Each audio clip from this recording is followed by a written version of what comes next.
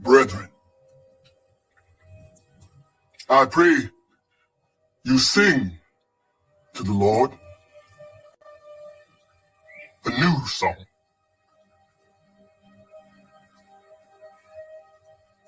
Sing praise in the assembly of the righteous. Let the saints be joyful in glory. Let them sing aloud on their beds. Let the high praise of God be on the mouths of the saints and a two-edged sword in their hand to execute vengeance on the demonic nations and punishments on those peoples, to bind their kings with chains and their nobles with fetters of iron, to execute on them this written judgment. This honor have all his saints. Praise the Lord. Praise the Lord. Sing to him a new song. Praise the Lord. Praise the Lord.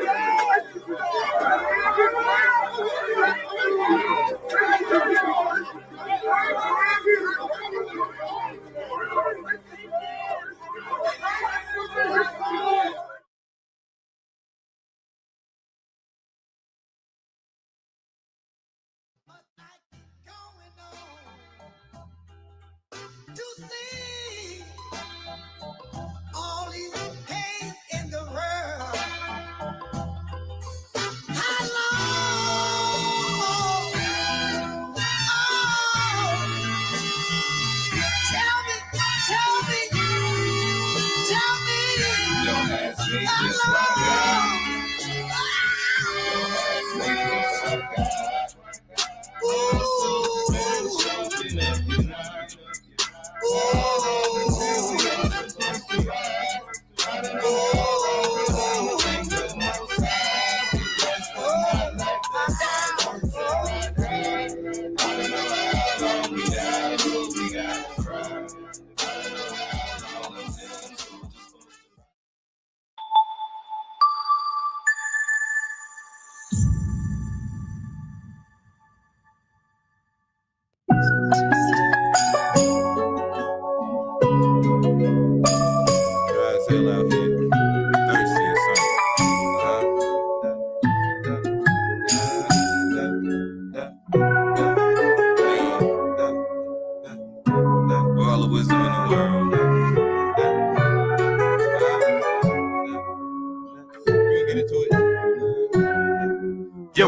How we supposed to handle the business? We live in animalistic. Your head in the sand when he gives you a chance and you sit on your hands and you miss it. Back when our ancestors broke a covenant, present today we abandoned the mission. Running and running away, but never forgetting them lands still can't go the distance. Get you some quality time, master your body and mind and sharpen your senses. This is a spiritual war, we cooking at higher degrees and different dimensions. When he say he's separating every man, is he simply talking about a division? Or if you really just split every atom, it could be a scripture for nuclear fission. It ain't my business to know, I gotta get it and go. Part of my back who could pardon the Father. I knew when he sent me I would be a bother to those who will glorify living in squalor. Love him a dead desert as long as they get him $1. I love when they ask me a question, I holler. I promise I probably give him 100% of my knowledge. Words, you finna be in some shit you probably never learned in college. You get down this rabbit hole, you better not forget your compass. Yeah, rhymey ways. And for that truth, it had me searching all day. Yeah. The desert hot, it's dry today, same shit. World free, my people ride the zombie way. Brainless, thoroughbreed, they should be trying to find a way. Aimless, in the street, they thirsty for some crime today. You should pray, Elohim, I'm busy trying to pave the way. What you say, girl, please? She's too worldly anyway, can't shake. Shoot the breeze, the desert everywhere I go. Super dry, thirsty, where all the wisdom in this world wasteland. Hidden tree, and I heard them waters was living water. Put me out cause I be feeling partial. My son and my daughters be slipping. Yeah, I need me some more for my children. I profit cause they don't be knowing the struggle of fathers. And I don't be showing how nobody bothers. So all they gon' see is I've been a provider. No matter the harbor we living. Pick up a scripture to father my vision. Who need a psychologist when it's a God in your corner that offer forgiveness? No shooting star, no wishing, just Lord willing. If I deal with a misfit, I hope you don't do them too vicious. They don't be knowing the message is hitting. We standing on glory and future can't business. Let's get it. I got a couple of obstacles in the way. Still no side of tree. I go through the prophets to get through the day. Still cold, Hennessy. The Heavenly Father gon' clear me away. Feel no entropy. And they may not vibe with the shit that I say. Still no enemy. Common sense is a given. In this world you created, but everywhere I go, the wisdom get thinner. They losing their leaves in the winter. The summer come around, trees still missing. Guess I just need me some distance. The people need deep in their fitness. Truly I'm speaking, can I get a witness? Yeah. It doesn't hot, it's dry today, same shit. World free, my people ride the zombie way. Brainless, thorough breed, they should be trying to find a way. Aimless, in the street, they thirsty for some crime today. We should pray, Elohim, I'm busy trying to pave the way. What you say, girl, please? She's too early anyway, can't shake. Shoot the breeze, a desert everywhere I go. Super dry, thirsty, where all the wisdom in this world wasteland. In the trees now. Live to win the die to lose now. All my brothers acting loose now. And all my sisters getting flu now. Drone sleeper cells and nukes now. Propaganda on the news now. One for the real Jews now. Everybody know who now. Prelude. All praise the Most High. Without whom I am nothing. Glory to Hamashiach. I want to give all praise, honor, and glory to the great and one and only Elohim of Israel. Shalom and blessings to all my brothers and sisters, my kinsmen according to the flesh, who are Israelites, to whom pertaineth the adoption, the glory, the covenants, the giving of the law, the service of Elohim, and the promises, whose are the fathers, and of whom, as concerning the flesh, our Mashiach came, who is overall Elohim blessed. Hope all is good and well. Welcome to this fellowship. Want to deal with Paul's letters tonight. We know that this is where a lot of Christians go to justify salvation and redemption and restoration being to all people, right? Not just Israelites. But does Paul's letters contradict what the law and the prophets say? And in order to determine that, we may have to go and look at some of what the law and the prophets establish. But we're going to get into it tonight. Y'all know how we do. Y'all make sure y'all hit the like button, subscribe, all that good stuff. Want to let the brothers greet the family. We're going to chop it up tonight. What's going on, y'all? What's good, y'all? Peace, shalom to the nation of Israel, scattered abroad, the Negroes, no Mexicans. Grace and peace to the brothers on the panel, to Israelites in the chat. I am interested in this discussion. Let's get it. Mm-hmm. What up, fam? What up? What up, chat? Shalom to everybody. All praise the Most High. Glory to Hamashiach Yahushua. You hit me with you came left field with that one. I wasn't expecting to hit the trees. I mean, I was back here bumping. Yeah. I mean, I appreciate that though. Know what I mean, but yeah, man, we're gonna get into it tonight. See what the Holy Spirit, the truth that it lead us to tonight. See what's going on. So shalom. May this message go out. May the lesson be blessed. Let's get it. All praise to the Most High, y'all. Shalom to you all in the chat, brothers on the panel. Ready to get it in. All praise to the Most High, y'all, for the things that He done for us, the Negroes scattered to the four corners of the earth. And man, we never ever stop learning. You know, this is why it's good to have debates, because we never ever stop learning. I love it, you know, and I think this is going to be a very, very good lesson for even anybody in the chat. When you think about it, look what it says. It's Paul's letters contradict the law and the prophets. Can't get no better than that. So we got to find out. Yep, indeed. Shalom to everybody. Again, make sure y'all like, subscribe, everything. One of the things that come to mind when you look at this, for me anyway, is you know how you get a lot of brothers who reject the New Testament. And when you find out why they reject the New Testament, it's on the basis of them believing that Paul was preaching to people who were not Israelites during that time. One of the main misconceptions in the Bible is that when you see the word Gentile, that it automatically denotes someone who is not of an Israelite stock in every single context. All right. We've shown a lot of times where our people became Gentiles by assimilation, by being separated from the covenant, being driven out of the land. That by virtue of that made them Gentiles. And we always compare to today, to make it simple.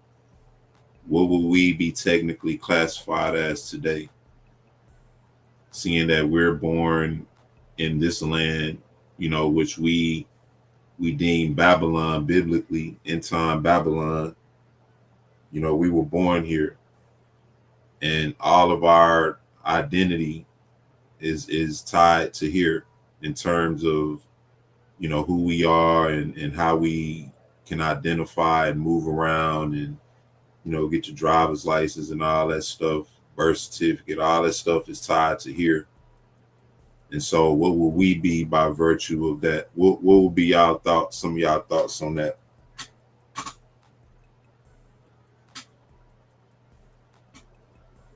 Most definitely, we will be considered Gentiles, which when we was in Christian church, that's what we call. Actually, they still call themselves Gentiles in the Christian church. So that's exactly what we will be considered. Until we came to the knowledge to know that we are the Israelites. Even though we saying it, people still calling us Gentiles to this day. Even though we can prove it, they still call us Gentiles. Based on how we operate now and what you just said, like, and even what people just say when you just generally ask them what are you or what's your nationality, most people gonna tell you they're American. They're gonna be like, I'm African American, or they just Esau just gonna straight up say they're American. I mean, like, how it go, like, it's no different, but none of us is actually that, so.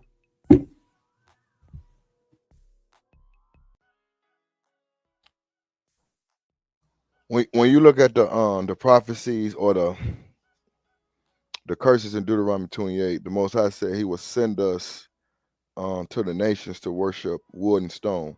So by virtue, when you look at 1 Corinthians 12, being carried away unto these dumb idols, by virtue that will make us Gentiles.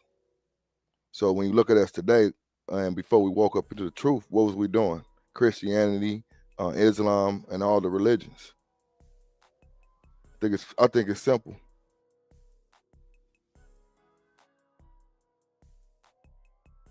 I want to show you something real quick. This scripture that I like to quote when we open up, Romans 9. It says, I say the truth in Mashiach, I lie not. My conscience also bearing me witness in the Ruach HaKodesh, that I have great heaviness and continual sorrow in my heart, for I could wish that myself were accursed from Mashiach for my brethren, my kinsmen, according to the flesh. All right, so who is Paul writing this to?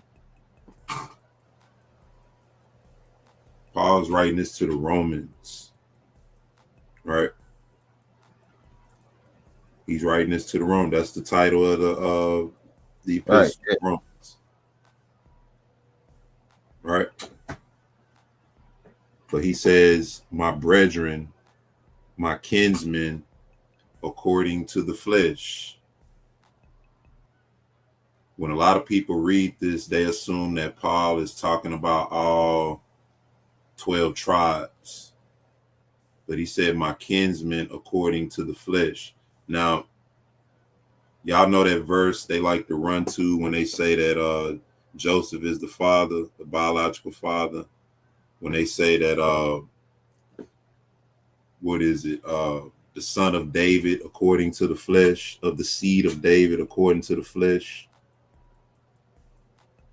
And the question is, in what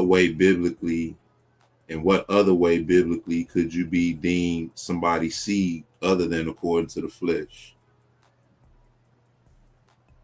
What is Paul talking about right here when he says, my brethren, my kinsmen, according to the flesh? Like in what other way could you be deemed a kinsman other than according to the flesh? So he what he's saying is he has to be talking about circumcision.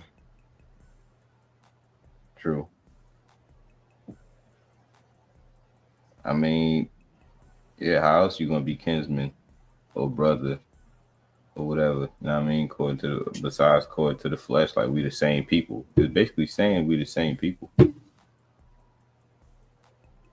So the flesh is the circumcision. I would say, like Josiah said. I would agree. Yeah. Go ahead. Yeah, circumcision right here, because he's making a distinct according to the flesh, right? And you know what did they do? They had to cut the flesh. You know, circumcision, the Southern Kingdom right here, Southern Kingdom. According to the flesh, right? So, but wait a minute. Ephesians. So y'all agree that that's talking about the circumcision, right? Because he said, my kinsmen according to the flesh. That would indicate that you have other kinsmen, but not of that particular category, the circumcision. If you could be a flesh and blood Israelite, yet not of the circumcision, according to the Bible, right? Watch this.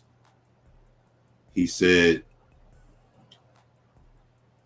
remember that ye being in time past Gentiles in the flesh. In time past Gentiles in the flesh, who are called uncircumcision by that which is called circumcision in the flesh made by hand. So when he said, my kinsmen according to the flesh, y'all was right. He was talking about the circumcision.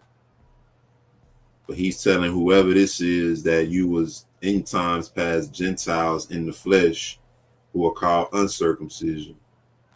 Also, bro, that's letting us know that the circumcision, the Jews called their brethren Gentiles when they was uncircumcised in the flesh. They called them Gentiles. The circumcision called their brethren Gentiles, not nobody else. Yeah. Right, yeah, it said they're called uncircumcision by that which is called circumcision. So yeah, that's a true statement. So to them, it was unclean. Wow. Why you think Peter got up when the circumcision came? Got caught, huh? So is Paul telling, I'm gonna just be blatant with it. Is Paul telling white people that they're no longer Gentiles in the flesh? No. Because that's how Christianity interprets it. And it's so sad because that's not true. And if it was true, it crossed them out because they don't believe they're Israelites. So where's the Africans? If that's the case, if they say that, if they believe that, then how or why would they then generally teach us today in the church that we're Gentiles? If Gentiles was once uncircumcision that was called circumcision, like it's like it don't make no sense. You know what I mean? Like if they believe that's talk about dumb, you know what I mean? Then how then could they call us Gentiles in the Christian church? Yep. You know what I mean? Like, don't we all get that pass because they get that pass? Right? Yeah. Like now it's just crazy. Now I mean that's just a whole circle jerk right there. But then they'll read the passage where he says, they'll read this right here. All right. Keep this Ephesians in mind. I think it's Romans 9. Hold on. They'll read this right here. Romans 9 and 6. It says, not as though the word of Elohim have taken none effect, for they are not all Israel, which are of Israel. They'll read this and say that just because you're an Israelite, that don't mean you're really an Israelite, because an Israelite is in the heart, right? Because it says that he is not a Jew, which is outward, but which is inward, and circumcision is that of the heart. They'll interpret that as no matter who you are, if you circumcise in heart, then you are a Jew, right? Because circumcision is not of the flesh, but it's of the heart. However, Ephesians, he just told them that ye were once Gentiles in the flesh, meaning you are no longer Gentiles in the flesh. Is that making sense? And once in one case, it's saying that it doesn't matter what you are in the flesh. It's about your heart and your spirit. But Paul is telling them in Ephesians that you're no longer Gentiles in the flesh. So which one is it?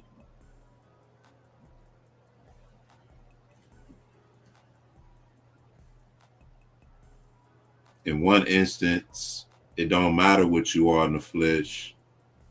But in another instance, if you're reading Ephesians 2 from a Christian perspective, Paul is telling them, look, you're no longer Gentiles in the flesh, because they're not looking at it from how we're seeing it, from the standpoint of the circumcision. We know what that means.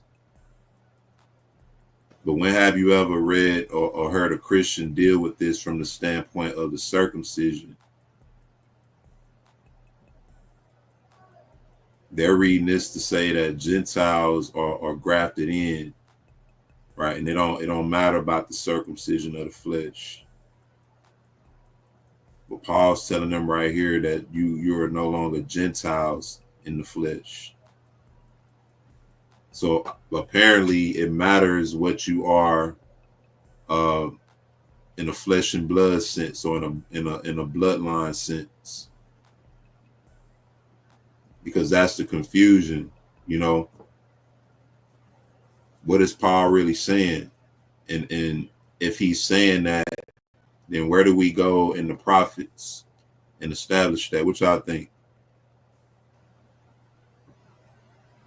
Well, when I look at it, they are not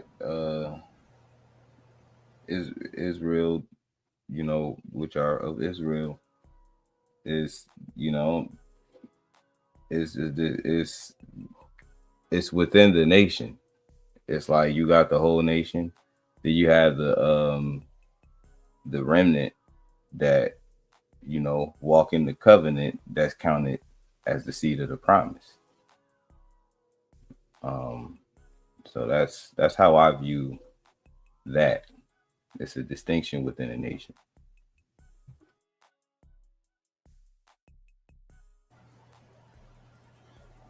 I think when you compare Rome, like for instance, when you compare this passage here, this is Ephesians 2 and 11. When you compare this passage with what he's saying in Romans 9 and 6, he's virtually speaking to the same demographic, or those who will be in the same category, right? If he's saying they are not all Israel, which are of Israel.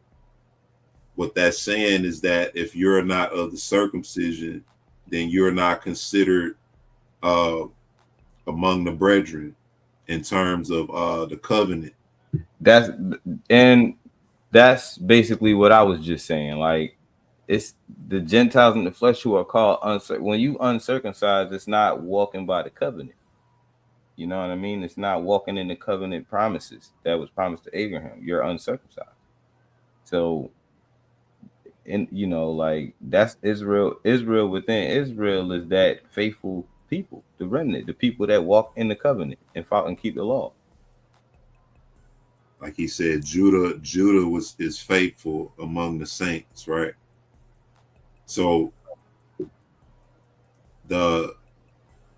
when he's saying they, like for instance, when he's saying here, right, ye being in time past Gentiles, right, who are called uncircumcision. These are talking about uncircumcised Israelites. This would be these people right here are the same people that Paul is talking about right here in Romans 9 and 6. They are not all Israel, which are of Israel. Why? Because they are uncircumcised. They're among the nations, right? Then he goes further, neither because they are the seed of Abraham are they all children. So you're dealing with a category of Israelites, which are bloodline Israelites, yet they are not of Israel because of their condition. Then you have those who are the seed of Abraham, who he's saying right here, neither because they are the seed of Abraham are they all children. So just because you're one of Abraham's sons and you come from one of those lineages, you're not children. And if you're not of the covenant or partaking of the covenant as a bloodline Israelite, you are not Israel according to this. So these are the same people, the same category of people. And it started off by calling them Gentiles. I mean, from the uncircumcision and so that establishes that if you was uncircumcised, you was goy. So basically, it's covered all bases within this one thing. It literally cover all bases. You're dealing with the covenant, and dealing with the nation, and dealing with what they was even dealing with what they was considered as when they was uncircumcised.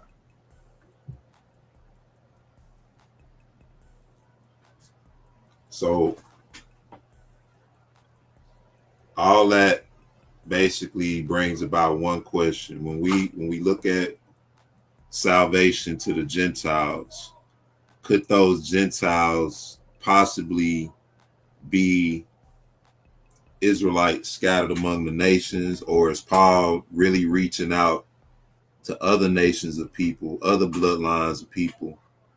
And if by doing that, is he going against the prophets?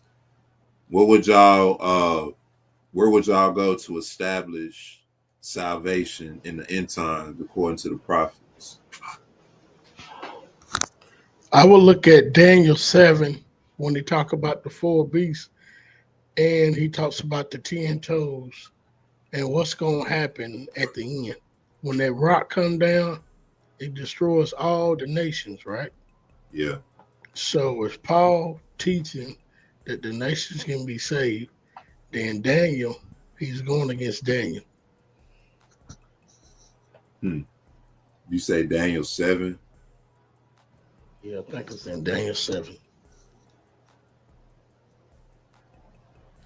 Let's start somewhere. Let's in the chat, y'all let us know a passage in the prophecies, in the prophets, on the law and the prophets that speaks of salvation coming to other people that are non-Israelites. Now we know that Israelites are scattered among the nations. For some reason, though, it's hard to pin that down with some Christians, some apologists, that Israelites scattered among the nations equates to them being Gentiles. If you are among them, then according to the Bible, you are them. Right? The Most High gave Israel land and inheritance, and he told them that if they obeyed and kept his covenant, that they would remain in the land. So we know that Israelites are scattered because the Most High scattered them from among he scattered them out of the land and among the nations. So it's hard to pin that point down with some people, but where'd you want to start at? Okay, Daniel 1. Well, I'm just going to, I'm pretty sure everybody's familiar with the book of Daniel 7 and 1. He tells the prophecy of the four beasts, which is Babylon, which had them in slavery, Persia Medes was next, had them in slavery, Greece, and then the fourth beast, Rome. But he gets to Daniel 7 and 20. It's very interesting. It says, and Daniel 7 and 20 says, and the 10 horns that were in his head of the other which came up, before whom three fell. Three fell. This is out of the 10 horns, right? Even of the horn that had eyes, a mouth that speak very great things, whose look was more stout than his fellows. And behold, and the same horn made war with the saints and prevailed against them. Now, that last horn that made war with the saints and prevailed against them, we can see that happen in the transatlantic slave trade until the ancients of days came, and judgment was given to the saints of the Most High, and the time came that the saints possessed the kingdom. Thus he said, the fourth beast shall be the fourth kingdom upon the earth. That's Rome, which shall be diverse from all the kingdoms. Why is diverse? We know what happened to Rome. It split up, and I think it fell in 476 AD, but it also split up into 10 kingdoms with 10 toes, and shall devour the whole earth, and shall thread it down and break it into pieces. That's what it's talking about right here. And the 10 horns out of the kingdom are 10 kings that shall rise. Another shall rise after them, and he shall be diverse from the first, and he shall subdue 3 kings. It goes on, verse 25, and he shall speak great words against the Most High, and shall wear out the saints of the Most High. That happened. Think to change times and laws. We know that happened. That's why it's hard for us to find a Shabbat day or the feast day, because the beast changed the times and laws. They shall begin. They shall be given into his hand until a time and divided of the time, which is going on now. But the judgment shall sit. They shall take away his dominion to consume and to destroy it until the end. And the kingdom and dominion and the greatness of the kingdom under the whole heaven shall be given to the people of the saints of the Most High, whose kingdom is everlasting kingdom, and all dominions shall serve and obey him. Here is the end of the matter. As for me, Daniel, my conscience much trouble me, and my conscience changed in me. But I kept the matter in my heart. You got one book where he said he sealed up the book, but his conscience and all that is troubling him. Daniel, can you imagine seeing this all the way in the future? So my point is, we see when you get to verse 25, 26, 27, this is where the Most High is going to destroy all the kingdoms that had Israel in slavery. That's what it says. So you got Persian Medes, you got Babylon, Persian Medes, you got Greek, third beast, then Rome is the fourth beast. Then Rome breaks into pieces. We know that happened.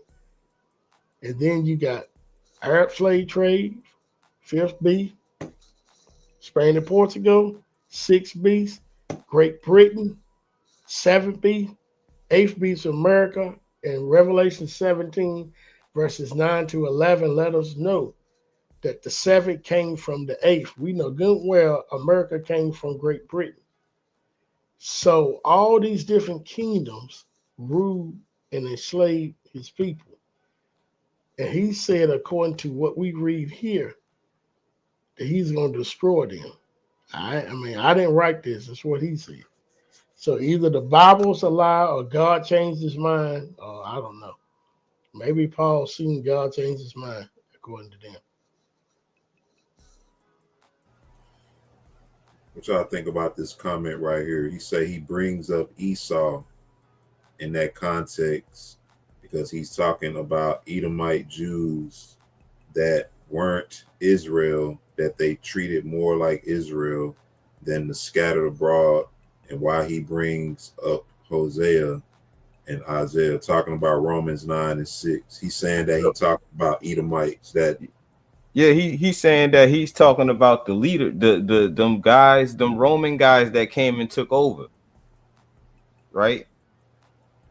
And them Greeks that the Maccabees and them was mangling. That's who he talking about that was existing at that time, right? That Paul was. Who is he talking about? Paul? This Yeah. is when he talk about Romans 9 and 6. So if he's saying he's just talk about Edomite Jews, No. he obviously must be referring to the ones that was existing at that time. So we talk about some Romans, some Greeks.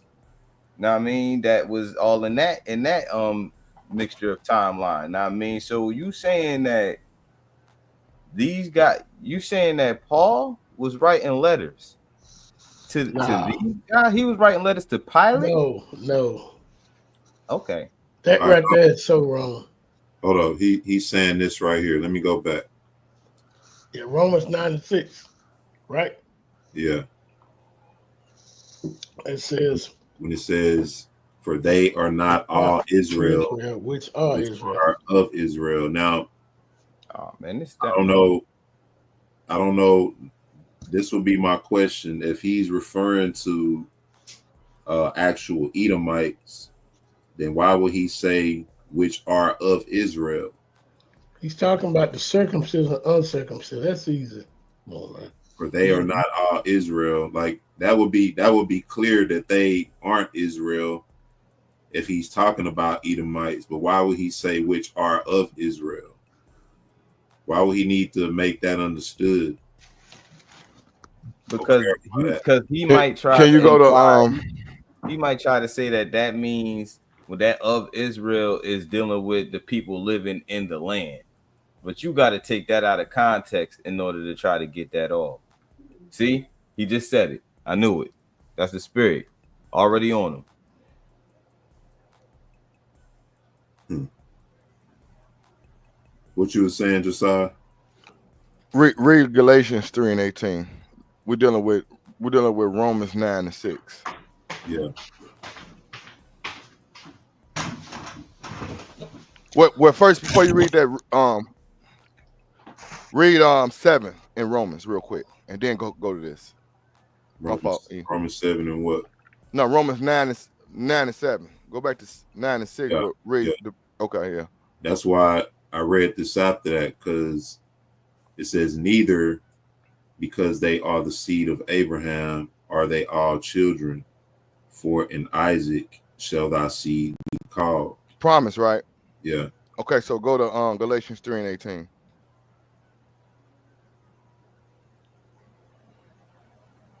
Romans 9 and 6. The key words in that is not as though the word of God has taken none effect. So we're dealing with the word of faith. So Galatians 3:18 says, "For if the inheritance be of the law, it is no more a promise, but God gave it to Abraham by promise," right? So what law is this talking about? Talking about the sacrifice. Right. So we're talking about the temple and the altar, right? Yep. Okay, so let's go to Romans 3:3.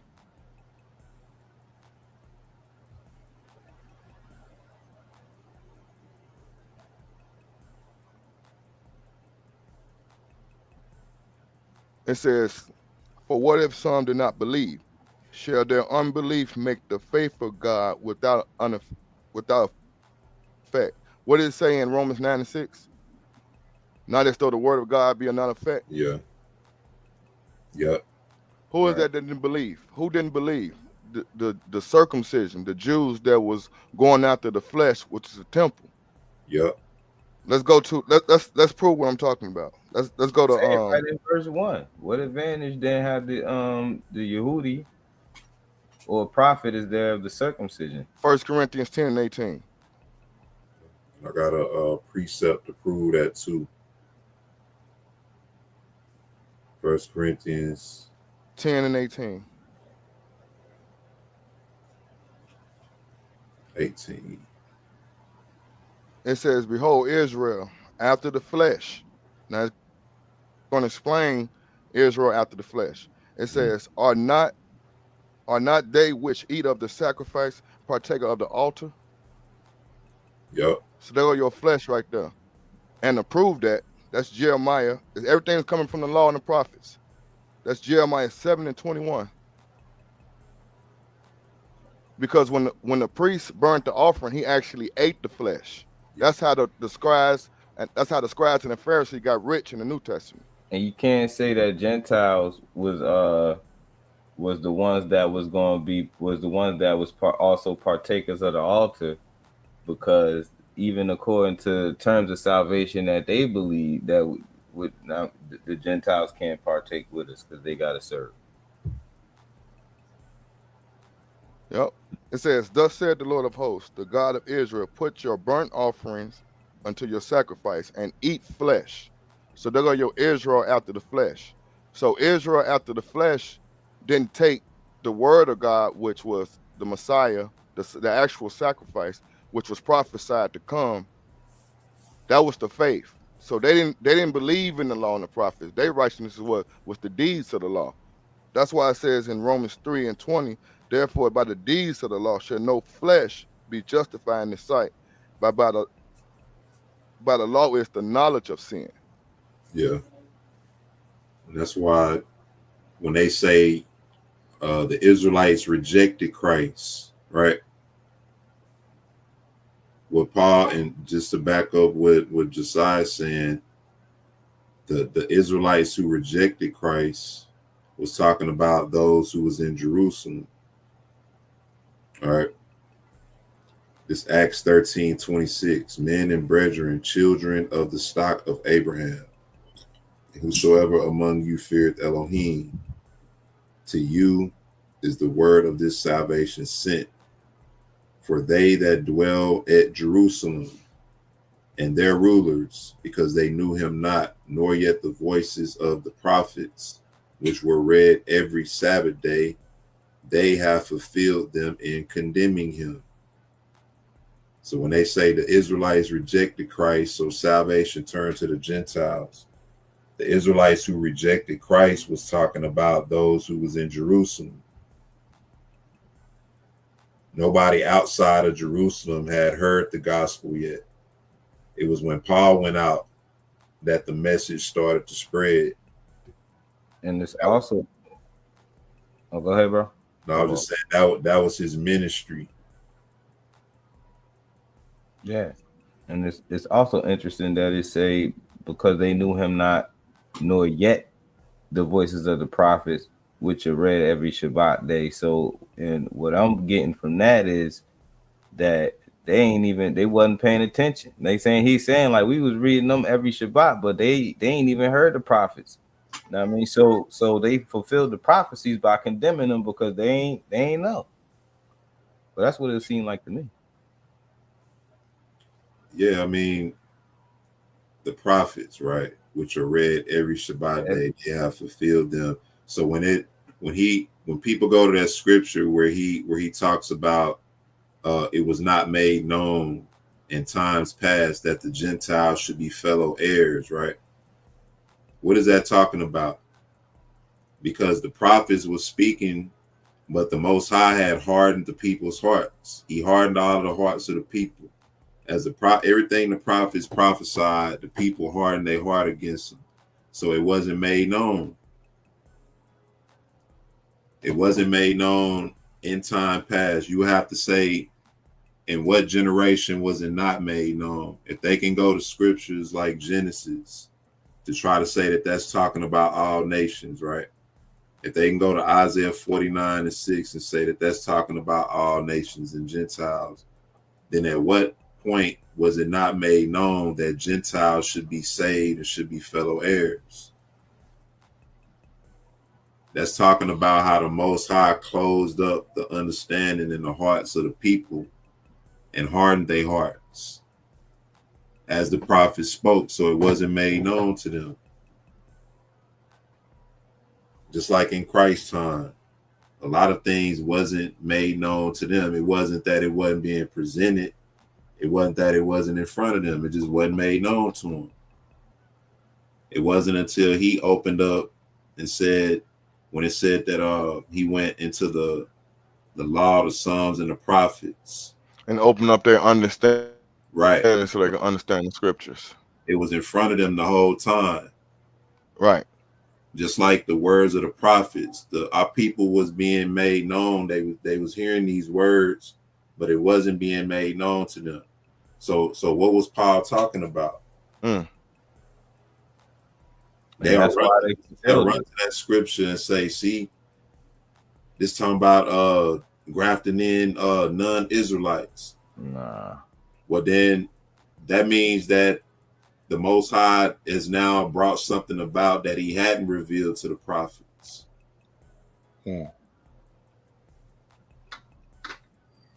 Right? Right. If you're saying Paul is saying that that's talking about non-Israelite people, then that means that Paul is bringing forth something that the Most High is doing that he didn't reveal to the prophets when he said that he does nothing except he reveals it to his prophets. Right, that's true.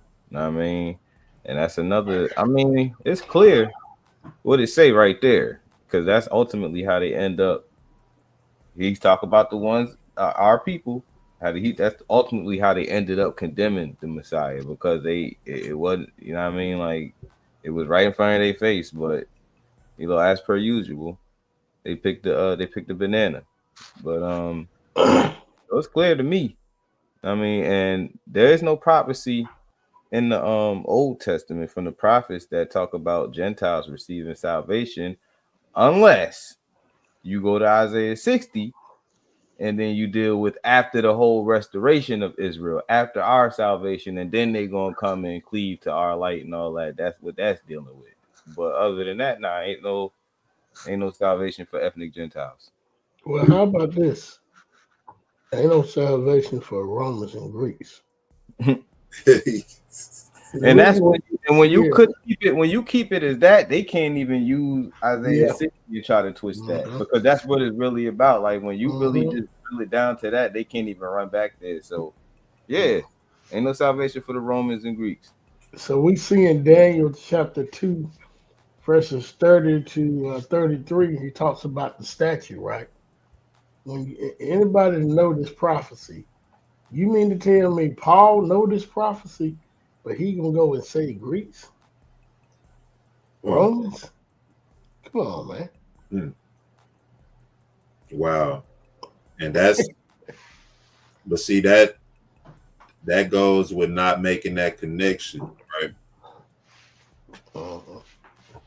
That goes with not making that connection. I had something else. Matter of fact, I do got something for y'all, man. Y'all got any more thoughts? I got something for y'all. Sure do.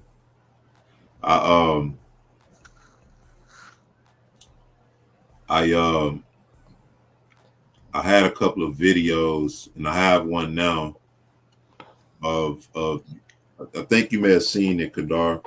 The video, it was the two white guys. Well, it was actually 3 white guys. 2 of them was debating against this one guy over who the Gentiles were in the New Testament. You know what I'm talking about? The what they call themselves? Preterists. Yeah, I've seen that. Yeah. Anytime you see Gentiles, white people taking a position of everything pertaining to Israel, they always coming from that angle of everything being fulfilled. But this is a video right here, Israel scattering and becoming Gentiles. This is actually a Gentile who is taking that position. We can look at some of this and break this down.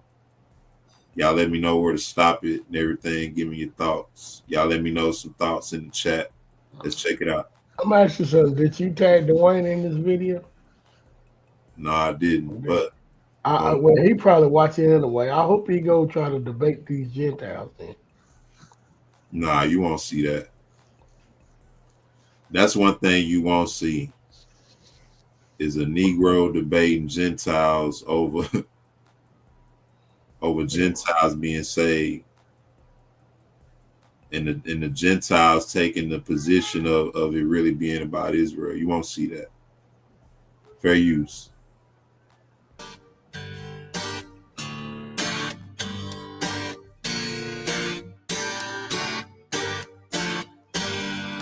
Jew and Gentile, one child, one in Messiah, one in Say part 2, Gentiles, what your pastor never told you about Israel's bad news scattering to become Gentile. Something we've been establishing, for ever since we came to this understanding.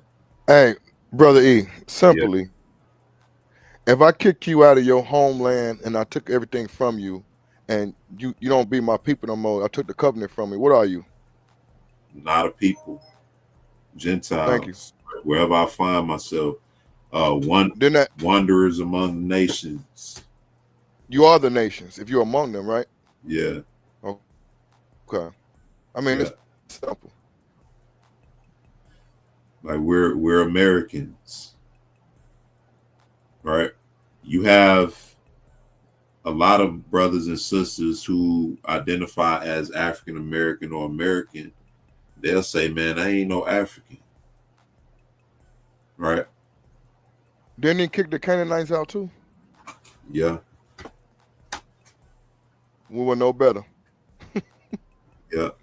No better than them, huh? Yep. Gentiles.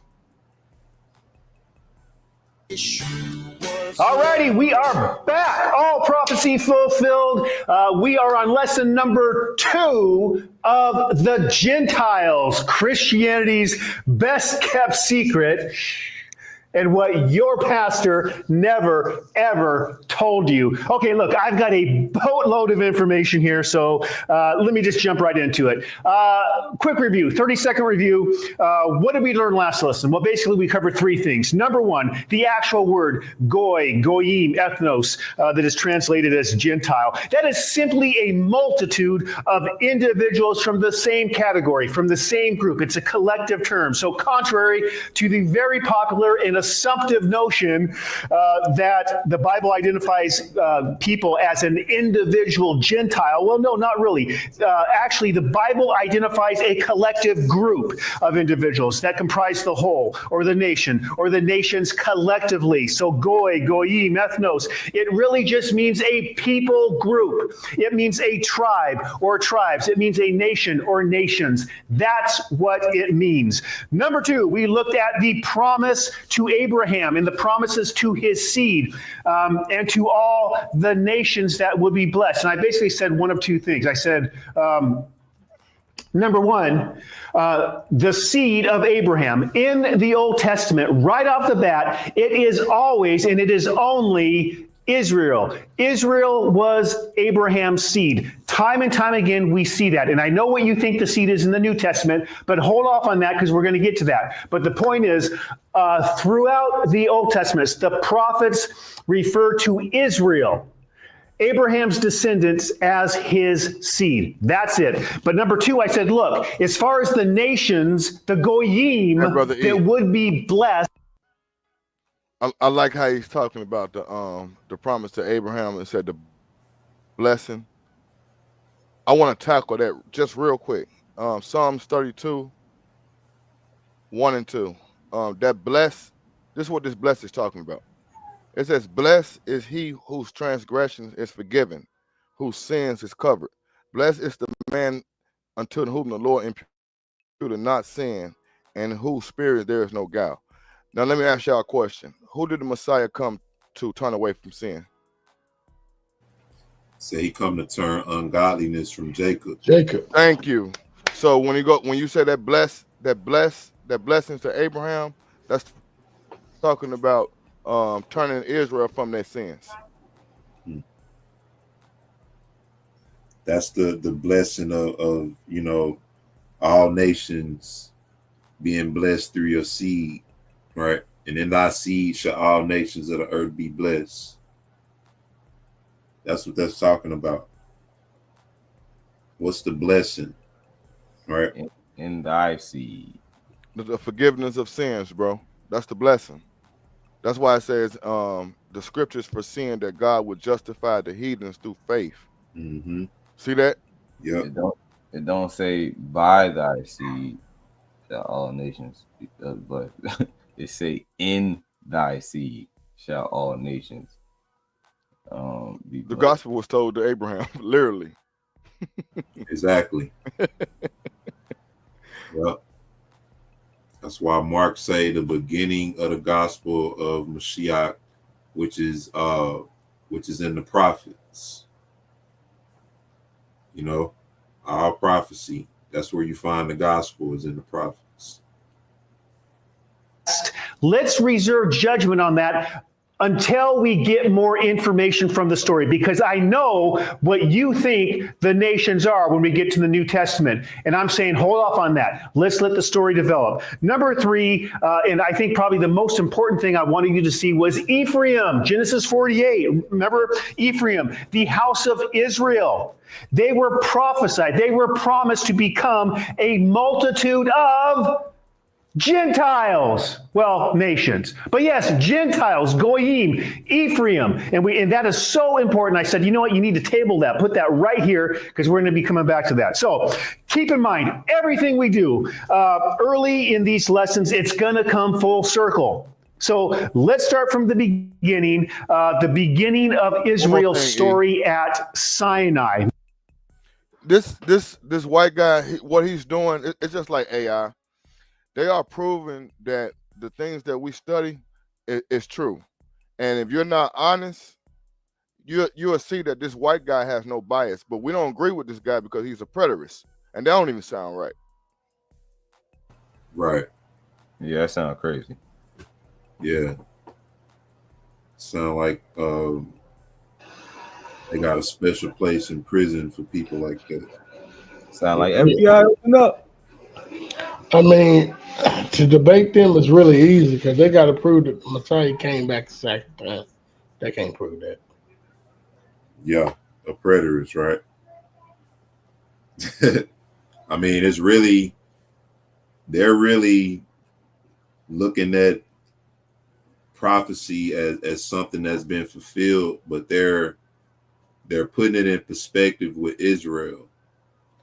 You know, Obadiah on the chat, he right. You feel me? A lot of them is listening to us, and that you see that these new schools of thought haven't even started to rise up until Israel start waking up. Exactly. Now, I mean, now all of a sudden you got these different dudes coming because everybody is sitting back gleaning how we breaking down the scriptures line upon line, precept upon precept. And they ain't saying nothing, ain't nobody stepping forward, but they taking it and running with it and creating their own schools of thought off of it. Man, you know, it's funny you mentioned that because I said a while back I didn't hear. It wasn't until I learned that the Negroes are the Israelites and that Mashiach was a black man that I started to hear about all this Egyptology and all these other schools of thought that I never heard of before that point. And it seemed like they're all set up to rival what we understand or the knowledge that we're coming into. Otherwise, they have no other relevance. It's all when it really, the real truth of it all is we just talking about it on a flesh level, but the real truth is it's spiritual warfare, because it is no such thing as coincidence. Like you said, like and that is true. Like when the Israelites started, the awakening started to move to prominence, all of the conscious movement, Kemetic thought, all of this just came out before. That's not to say that it never existed. It just say it started to try to quote unquote take prominence alongside the awakening. And when you look at the timing of how everything go down, even when it comes to these guys with their new schools of thought, how you don't see that coming until we done already established the clear doctrine, which the Bible already established. You notice, like, man, this is spiritual warfare. This is the enemy. Yep. Notice how all that we woke and all that came after the 400-year prophecy. Right, the chosen ones. We woke starseed crystalline body garbage that's going around YouTube and TikTok. You heard what I'm saying, son Judah? Notice how that we didn't start hearing that until after the 400 years was announced. Yep. Yeah, because they try to usurp. That's the enemy. That's the spiritual. That's the enemy trying to preempt what the actual what you know. The enemy, he always try to preempt the Most High. So they try to hijack the narrative. They can't stop the divine timing, so they try to hijack the narrative beforehand. Not to get off subject, but that's why you see all of this commotion about 3i Atlas and some mothership coming to Earth and by November, and it's supposed to be hostile. That's why you think they trying to do that. They hijacking the narrative. They always do the same thing. They preempt the Most High, thinking that they going and try to fool as much people as possible. And they did that when that 400-year 14, when that bill dropped and it was recognized amongst all the nations, because that's not even something that's just in the Bible. Like that, literally, there's a bill, HR 1242. And those numbers, 1242 is no coincidence. Right. 1242, Exodus 1242. Now, I mean, like, this is like, there is no such thing as coincidence. I mean, this is all like, they try to hijack that narrative and fool people. Yeah, and I didn't even think about that. I ain't thinking about that either. Like everything, it's like everything. Wow. The year like commemoration bill. Yeah. HR. What do Exodus 12:42 say? I know what Exodus 12:40 says. They was dwelled in Egypt and for 430 years. Egypt and Canaan for 430 Well, years. that's Exodus 12 and 40. Well, 12 and 40. Exodus 12 and 40 says they was in Egypt 430 years. It say it is a night to be much observed unto the Most High for bringing them out. Yeah. So it's the Exodus reference. Yep. In the 400-year commemoration reference. You feel me? It's like it ain't no such thing as coincidence. It was a worldwide recognized, and they tried to hijack it with these new woke and awaken movements. Yeah. Let's get some more of this. Some real good thoughts, man. Those types of thoughts bring up a lot of different other thoughts, man. You know, is crazy. Now, look, I could start with Sinai. I could start with Abraham. I could start with Adam. But for our purposes in this lesson, we're going to begin Israel's covenant at Sinai when they entered into covenant. Remember that? They were offered the covenant and they said, all these things we will do. It was like a collective coming into covenant. And that's where their covenant creation really began right there. We're going to start right there. So here's a 30,000-foot overview of the biblical story, and I'm going to build a proper contextual foundation or a background or a perspective when it comes to the Goyim, when it comes to the Gentiles. Okay, so from Israel's beginnings at Sinai, listen to this. Their end as a people under that first covenant and under that law of Moses was in view. Did you get that? Did y'all hear what he said? Y'all hear what he said? Yeah, I heard him. You did from the law of Moses. Huh? Mm-hmm. He's saying that from the time they established the covenant with the Most High, the end was already established. It was already in view. When it comes to the Gentiles. Okay, so from Israel's beginnings at Sinai, listen to this. Their end as a people under that first covenant and under that law of Moses was in view. Did you get that? From their very beginning, from their first days. Yeah, that was a good statement. Because when Israel began, he also declared their end too. Yeah. He declared their end, and then he declared the restoration after the end. You know, Ezekiel 7 talks about the end being the siege in Jerusalem. Yep. But then you got the daughter of Babylon, the last days. That end was established and determined. That's why when they go to that Deuteronomy, what scripture is that? Let me glance at it real quick. I think it's Deuteronomy 32. 21. Yeah, 32 and 21. No. Yeah, when they read that, they have moved me to jealousy with that which is not God. Yeah. They have provoked me to anger with their vanities, and I will move them to jealousy with those which are not a people. I will provoke them to anger with a foolish nation. See, this was prophetic, right? But this is where Christians run to say that the Most High was going to provoke the nation of Israel to jealousy with non-Israelite nations. Right. And then they also say that Ephraim shall no more vex Judah, or Judah shall no more vex Ephraim, whichever way I go. Yeah.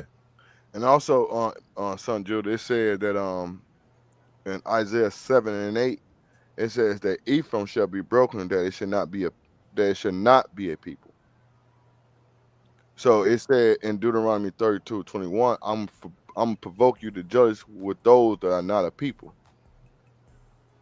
Right. And then you got Hosea. Yep. You are not my people. Not my people. Call his name Lo Ami. Yep. And then you got Peter confirming it. Those which are not a people are now become the people. Man, that's multiple witnesses. It's too many witnesses. So Dwayne talking about that's not a prophecy. Boy, you need to go back and read, boy. Even if he wilding. Yeah. He was tripping. I seen that. You seen that? Yeah. Doe'S say he deleted the video, so we'll never know. Wait, which one? Today's video? I was the one with Josiah was debating him. Yeah. Yeah. That's the one you talking about? Yeah. But he said the one that he deleted, which one you deleted, E? Today video? Yeah, he deleted that one. Oh. Check this out. Last days were all but certain. They were already determined. According to the story, Yahweh through Moses actually told them up front the bad news, if you will. After farting around for like 40 years, and they were about to enter the promised land, speaking to Israel, what did Yahweh say? Well, here's some clips, if you will, from Deuteronomy 32. I'm just going to give them to you rapid fire. Deuteronomy 32. I will hide my face from them. Speaking of Israel, speaking of his people, I will see what their end will be. For they are a perverse generation, children in whom is no faith. I will heap disasters on them. For they are a nation, goy, there's your nation, void of counsel, nor is there any understanding to them. Oh, I would like to see this dude break down Deuteronomy 28:15 through 68. When they say they are a nation void of counsel, what does that mean? Remember what he said in Deuteronomy, I think it's Deuteronomy 4, when he said the nations shall see and say, what great nation has the Most High close to them like this nation, you know, or what nation is so wise as this nation? Right. If we in covenant, but if we are a nation void of counsel, what does that make us? Because the other nations are void of counsel as well. They're heathen nations. Right, because they don't have no law, they don't got no covenant. But we make ourselves one with them. The Most High scatter us among them, you know, but we can't make that connection. And how you gonna get counsel without the law? How you gonna get counsel without the literal counsel? Mm-hmm. Oh, that they were wise, that they understood this, that they would consider their latter end. There's their end right there. Way in the beginning, hey, there's your end, Israel, right there. I could go on and on. So Deuteronomy 32, 28 through 32 really, is all about Israel's end. And he's laying it down like only 40 years really after becoming the people of God. That's interesting. And you know what? It's astonishing, really, if you think about it. You know, we don't teach this stuff in Sunday school, do we? And we don't really cover it like in our church groups, do we? No, why? Well, because it's not all, puppies and rainbows. It's not all good news about us. And we don't know really what the heck it means, and why it's important. And yet, this right here, Deuteronomy, this is the foundation to the rest of the story. Everything that goes after it or beyond it is set up right here. And this right here, Deuteronomy 32, is actually setting up exactly who, or I think more precisely, exactly which Gentiles later on are going to be in focus in the story. Y'all hear what he said? Yep. Yeah, but he said which Gentile? He on point too. He's saying that that Deuteronomy, right? Like this, that's why Peter said we have a more sure word of prophecy, where we do well to take heed as of a light that shines in a dark place. So the words of the prophets, that's our light. Yep. That's why it says if they speak, it says to the law and to the testimony. If they speak not according to this word, there is no light. what? Thank you. No light. And the law and the prophets prophesying to what? John. Come on, man. I'm gonna run that back because it's, he's letting you know that Deuteronomy 32 not only sets up the end from the beginning, right? It's also setting you up for which Gentiles in the end time would be restored and delivered. Which Gentile? That's why y'all hear us say that. Which Gentiles you talking about? Oh, it's just talking about the Gentiles. Which ones? Right, because who are these Gentiles that are going to chase 1,000? Because that's their latter end. Their latter end is one shall chase 1,000. Say which Gentiles? Yep.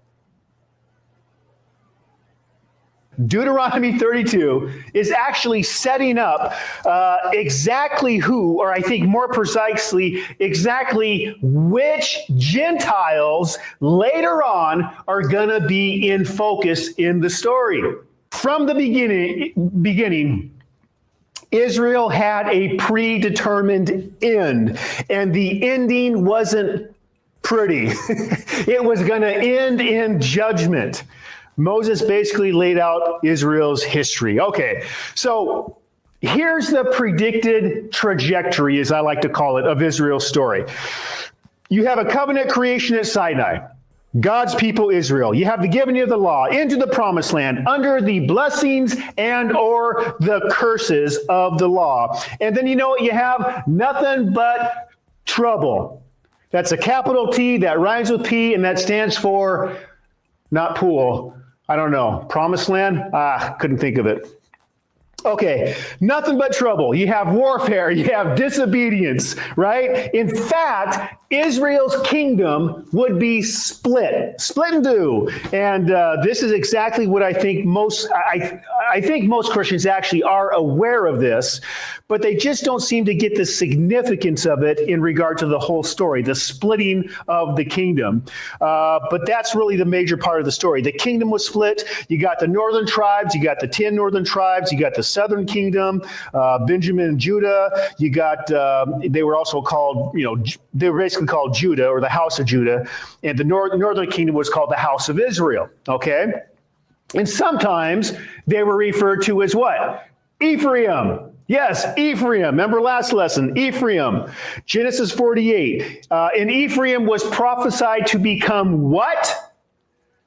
The nations, the Goyim. They were going to become, Gentile. Oh man, that just sounds so weird, doesn't it? So back to the 30,000-foot view. You have a lot of turmoil. You have wars within. You have wars without. Disobedience, experiencing the curses of the covenant. But what would be the result of that? What would happen to Israel? Well, as promised, they would be continually scattered. They would be scattered throughout and among the nations, the Goyim, the Gentiles. And there's just a boatload of verses that talk about Israel scattered. I did in my Last Days Biblically Defined series, I did like 3 or 4 lessons on Israel scattering and gathering. This ain't nothing new. So if you want a little more in-depth discussion on that, go look at those. But here's an example. Deuteronomy 28, 64 through 65. You, talking to Israel here, God's covenant people, Deuteronomy 28, you shall be plucked from off the land which you go to possess. Then the Lord will scatter you among all the peoples from one end of the land to the other.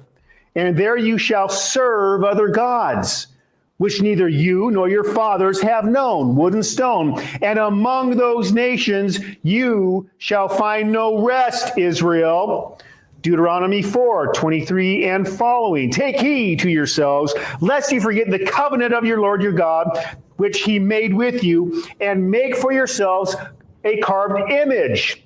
And the Lord will scatter you among the peoples, and you will be left few in number among the nations, where the Lord will drive you. And there you will serve gods, the work of men's hands, wood and stone, which neither see nor hear, nor eat, nor smell. Now,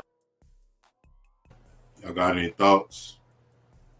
Yeah, that just go back to what I said, that Israel became Gentiles by being scattered among the nation and serving their God. That's why when I was talking to Dwayne, I started with the context of 1 Corinthians 10, letting them know that was talking to Israel, the brothers that was under the clouds and passed through the sea and baptized unto Moses. And then I went to chapter 12 when it says that concerning spiritual gift, you brethren, that you were Gentiles carried away into these dumb idols. So that's what he just explaining. Ain't that something? Yep. Maybe they believe it when now they hear from Esau. Yep. That's why I did this. It's like, would you debate this guy? It's just like with us being Israel, right? Would you debate all of the scholars, the Jewish scholars, the white archaeologists that prove and have evidence that we are the people? Would you debate them? No, because the whole scheme, it's just crazy when the more we talk about it. Obviously not, because it's all spirit driven and the whole scheme is against the awakening. So why would they debate these people? Right? It's really all about counteracting whatever true Israel do in the spirit. Like, this is what the entities is doing. That's why we see all this. So now they, even amongst our people that disagree, why would they debate people like this? Spiritually, it's really about antagonizing the awakening. Yeah. That's what it's all about. Now, did you notice the references to idolatry, right? Serving other gods. Prophet after prophet after prophet continue to drive the same message home. Israel would be scattered into the nations, to the Goyim. They would be assimilated into the Goyim, mixing, mingling, marrying, adopting the pagan practices of the very cultures in which they came to reside in. Now, pay attention, because there's going to be a quiz at the end of the series. No, because these things are going to come full circle. So that's why we're covering this, okay? There is a method to our madness. And man, some people just don't like to be thorough. They don't like to cover this stuff. They just want to jump into the New Testament and say, hey, there's me. That's me. I'm a Gentile. No, get your butt back here into Deuteronomy, into the story, and I'll show you who the Gentiles are. Okay, sorry. They'll get mad at us. Yo, he's funny. They'll get mad at us for doing that, wouldn't they? He said, get your butt back in here. Yo, get your ass back over here, boy. I know. I mean, you gotta look at that, because this is what I'm saying. A preterist, you don't have to worry about a preterist including themselves in salvation. That's the whole point. They're saying that all the Bible has been fulfilled, right? Everything's been fulfilled according to them. So that's the whole point. They're going against the Christian understanding. So they whole thing stand, and if that's what they say, that's crazy though. But so they whole thing stand on, basically, it has to by default. Right. Stands on current Israel, right? Right. Current state of Israel in 1948 state of Israel being quote unquote restored. Yeah. Hold on, that's hold on. They think they the people too. They have to. If they think everything is fulfilled, they have to. Yeah, you're right. You're right. Because you're right. Oh, their heart's gonna be broken. Yeah. But not all of them think that or believe that. If everything is fulfilled, Israel got to be restored, right? They believe that the current Jewish state is the fulfillment, but not all of them include themselves in that. Yes. Hold on, wait a minute. So, do these predators, do they believe in the New Testament? They believe it's all been fulfilled. How, when the Father's kingdom came down too? What is that at? We still see dying and stuff like that. That's where we were saying that's where you can get them. But in terms of Paul's epistles and letters, they do a good job of putting them in right perspective. It's the enemy, it's the enemy doing enemy stuff. Right, exactly. Being caught in their own craftiness at the same time, because like how you using this dude, like he has not broken down this wrong. No. At this point, yeah, you feel me? He has been on point. You feel me? So it's like trying to be crafty against the awakening is actually exposing to our people how wrong they are, and even the nations that they trying to save don't agree with them. Right.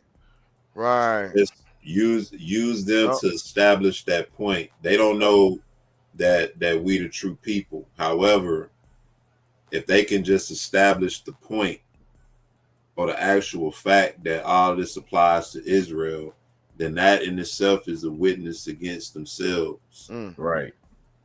We're not saying that they all about the truth or anything. We're just using what they're establishing because it's in alignment with what we know. So I think it's a work of the Most High, actually. I think the Most High is behind this, actually. He's the master. He's the master of irony, and this is one of them beautiful poetic irony moments where the nations are being, their own wickedness is being used against them, because rebellion against the awakening is wickedness. You know what I mean? So this is being used. Their craftiness, they're being crafty. They think they breaking down the scriptures, which he is. You know what I mean? But the way that it's being used now is a test, is one is serving as a witness to him himself, especially when the true awakening is forced to be known in the world, and two is using it as a witness against the stiff neck of our people that's actually trying to save people like this. Exactly. Mm. So it's like this is one of them situations where we don't even have to do the dirty work. The work is already done. Now prove him wrong, right? Go against disinformation. I think he would smash some. I think he would. I don't think I would see a debate against him from our regular dissenters. I don't think I would see that. You know what? This proves that the Most High said he turned Esau and Ishmael away from him to not serve him. Because how you bring out this truth, the facts that you bringing out, and this just by simply reading and studying, like lining that stuff up, bringing it back to the covenant and stuff like that. For him to bring it back to the covenant and to say it's all about Israel, that's just a person that's just reading and studying and getting the context from what the author is saying. Yeah. You get what I'm saying? He's Yeah. actually trying to understand the author himself. But for him to say it's fulfilled already, that's a spiritual thing. Right. That's where like I said, I ain't in no way, form, or fashion saying that he with the truth or nothing like that, but when you look at preterism, it is a theological study within itself. And you have a lot of people who ascribe to that position of preterism, And so from that angle, just like look at it like this. You have a lot of Gentile archaeologists, right, that can go different parts of the world.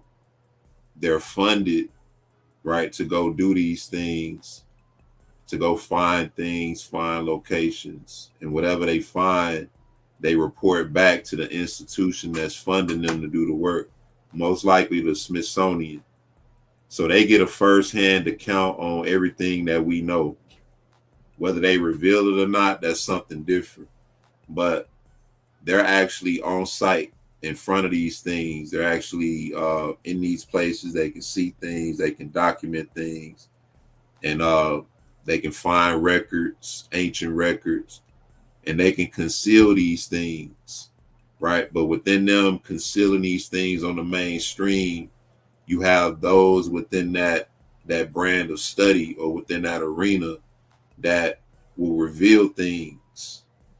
You see what I'm saying? Reveal things that actually confirm that the Bible is true or that the evidence of certain things happen. And so what we saying is that use that to your advantage. I'm not saying credit them for being in the truth or anything like that. Just use to the advantage the fact that they're able to do things and confirm things that we don't have the means to confirm ourselves. Like average Negro can't just up and go to Egypt or go to the Holy Land or wherever and spend 10, 20 years excavating the site, finding stuff. This is what they do. So they know the Bible is true, They just conceal the facts and the evidence, and they twist it and give us their narratives through the textbooks and things like that. But then you have those within that same arena that actually confirm things that are true. Like they'll tell you we found giant skeletal remains. You'll have some white archaeologists that have proved that ancient Israelites were of Negroid descent, black descent. It's not a mainstream thing, but you have some people on that level that reveal these things. And so look at this like that. I shouldn't really have to explain this to y'all. You know, you should be able to you should have enough practical application to know to do that without being offended when you see stuff like this. But I'm doing it anyway because, you know, that's just my part in being compassionate on my people. You know, otherwise I would say something else. But that's what we're dealing with this. Just use this as a weapon. This is like a weapon, like you fighting against somebody that has a weapon, and you able to grab that weapon and use it against them, using their own weapon against them, basically. More specifically, and I would say even more to the point, it's like you fighting an enemy that's bigger than you and has all the advantage. So you grabbing anything that you can use as a weapon, know what I mean, to get your point across, to get the mission done. And this is where you pick up different people speaking that have different schools of thoughts, but you can use their points to even teach lessons and prove the centers of our people and their doctrine wrong, and to get them back in the right understanding. You know, it's like it ain't even just using your enemy weapon against you. It's grabbing anything that's around that we can that's conducive to the point can get used as a tool. You know what I mean? Yeah. Yeah. She say some of our people only believe the truth from the oppressor's mouth. Now think about this. If the truth, nobody in the chat can say that anything in this video so far is an error. Right? So if the truth is coming from this angle, what does that tell you about the extent the Most High is willing to go to get us to believe? Right? The Most High is willing to allow his tree. Said the truth will spring up from the earth in the last days. So this is information that we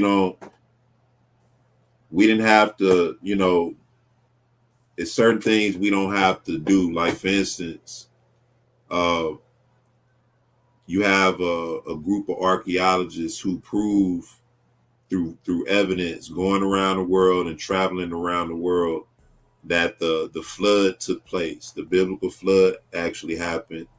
And this is the reason why you have all these petrified animals, petrified giant bodies and different things under the water and in different parts of the earth, because it is one event.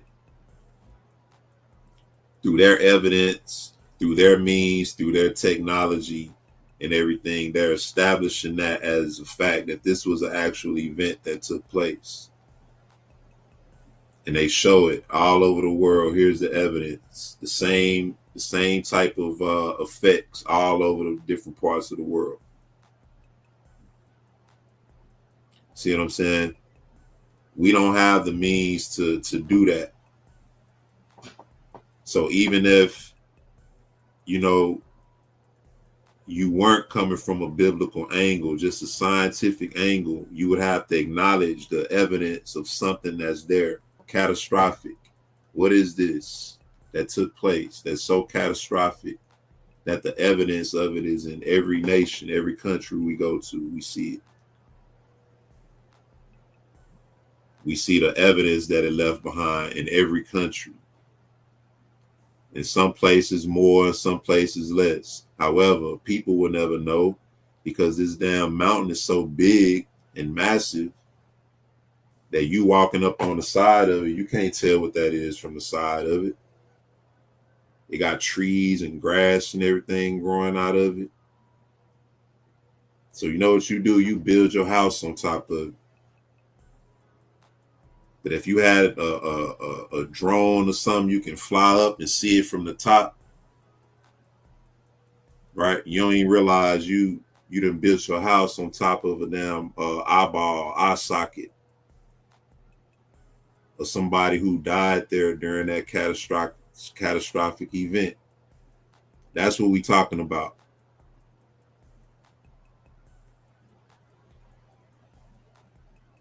With their advancements and everything, they're using these things to deceive us. But if we pay a close attention, it's really to our advantage. Y'all got any more thoughts? I'm straight. Now it sounds like I'm trying to save the white man now, right? Trying to save white people. That's what they gonna do. They gonna clip the video. Yeah, you trying to save white people. Yeah, go ahead, man. Y'all, 1 minute short. Like when was the last time you spent $4,000 to go somewhere and was able to go where you wanted to go? See, even if you spend all that money to go, you have to go and stay within the bounds that they set. So you're not really seeing nothing. When you go to Egypt, you're not seeing what was there from antiquity. You know how many times Egypt been renovated and switched around and stuff moved around? So you're seeing a tourist attraction. You got brothers who will go to Egypt and come back and say, ain't no biblical evidence. But then you got these archaeologists that'll tell you where the tomb of Joseph was and all this kind of stuff. So which one is it? All right. Because they don't got access because they don't got the networking.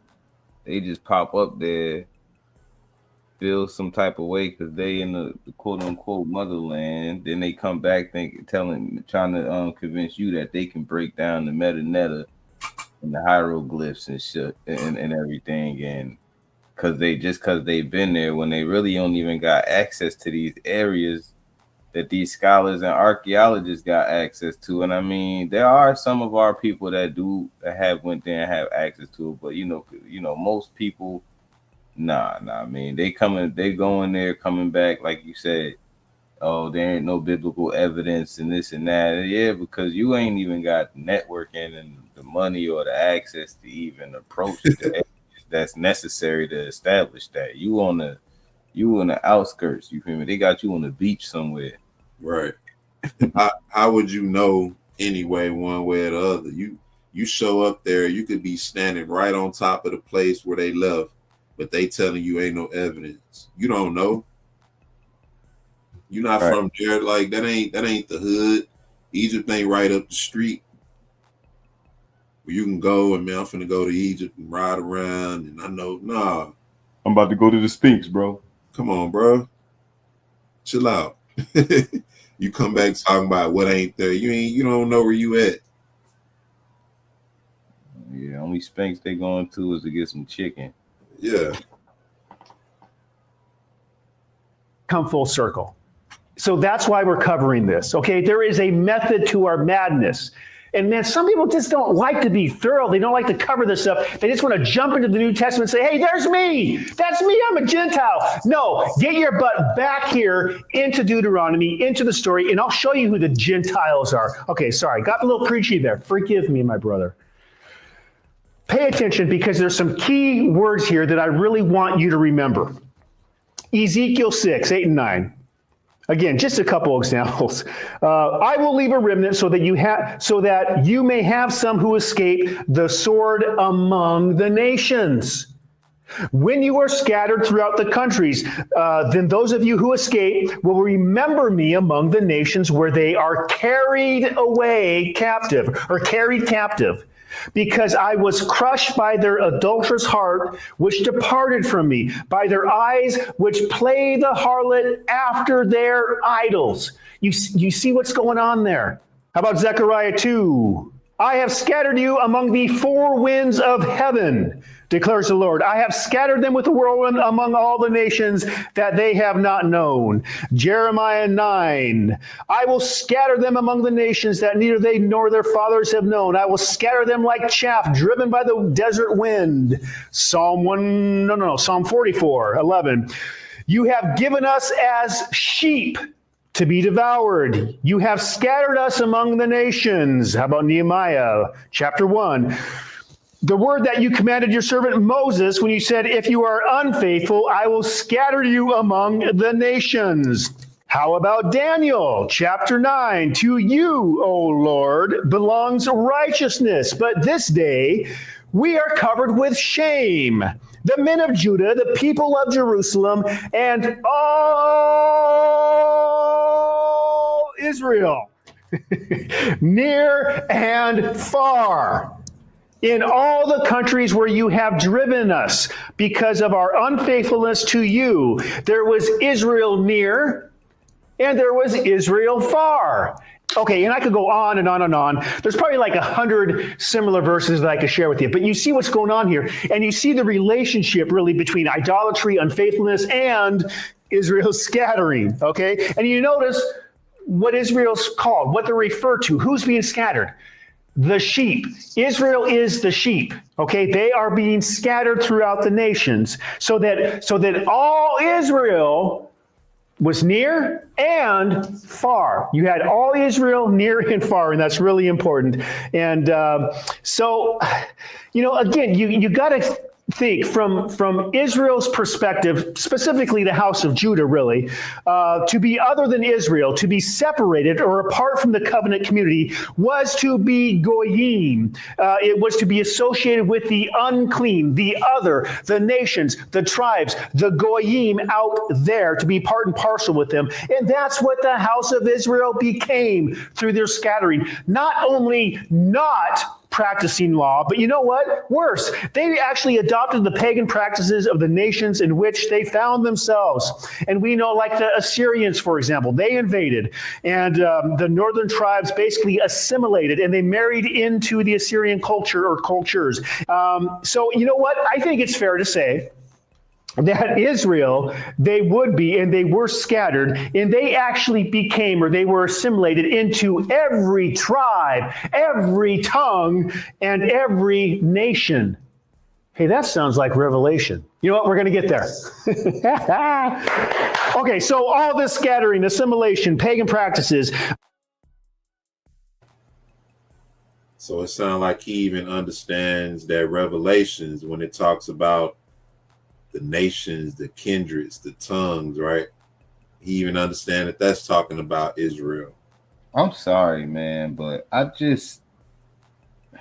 it's just so hard to just ignore. Like, how could you possibly believe it? Believe everything is fulfilled. Like, he's talking about Revelation. I'm like who? I don't want me to get off subject, but it's hard to ignore. Like, could there be it? Could there be this much stupidity in the world? Like, is it real? Like, this is crazy, bro. Like, Revelations. But see, what would you expect, seeing that the Most High never gave them the true understanding anyway? Like, he's not. Once again,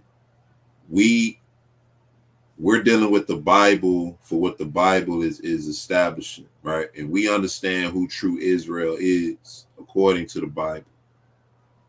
According to the Bible, he's establishing the same thing we're establishing. He's just not making the right connection with the people. And you know what the irony, the irony of it all is that when that light come on us, and when them two witnesses hit, and when they're forced to realize who the true Israel is, the irony is that the reason why these people is now it all makes sense why their reactions are going to be their reactions that the Bible say. Yep. Now, I mean, now it's because it's like they really carry these beliefs. And it's like when you really look at it from the beginning of what we watched up until now, you would think if you didn't know his stance beforehand, you would think this dude was one step away from, like, you would think that the culmination of his video would be at the end telling you who the real Israel is. Yeah. You would think.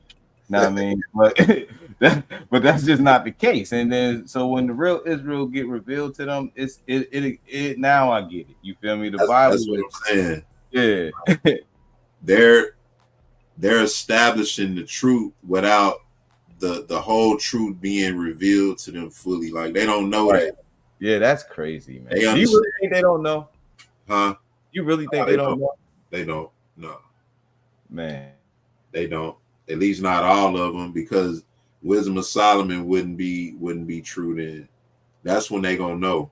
Yeah, you're right. And it's so crazy. It's so crazy because it's just like, how could you not know? But but you're right. You're right. Wisdom of Solomon wouldn't be like their reaction. Like when you first read the Wisdom of Solomon, reaction is like you think you get it, but then when you see stuff like this, it's like you really get it. Yeah, I mean, because we say, man, they know, they understand. No, they don't. You know, maybe the elites do. Right. They don't. Yeah. What is their reaction to us saying that we the true Jews, we the true people? They reject it.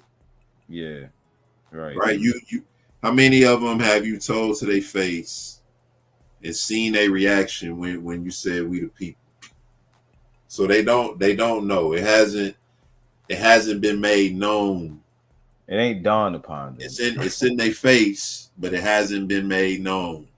It's the same, it's like the same cycle, the same way that Yahshua was in our face, and at that time that our people didn't know who he really was. Wasn't made known. It wasn't made known. Know what I mean? Like, and it's like there's nothing new under the sun. We see these same patterns, these cycles. It's so crazy, bro.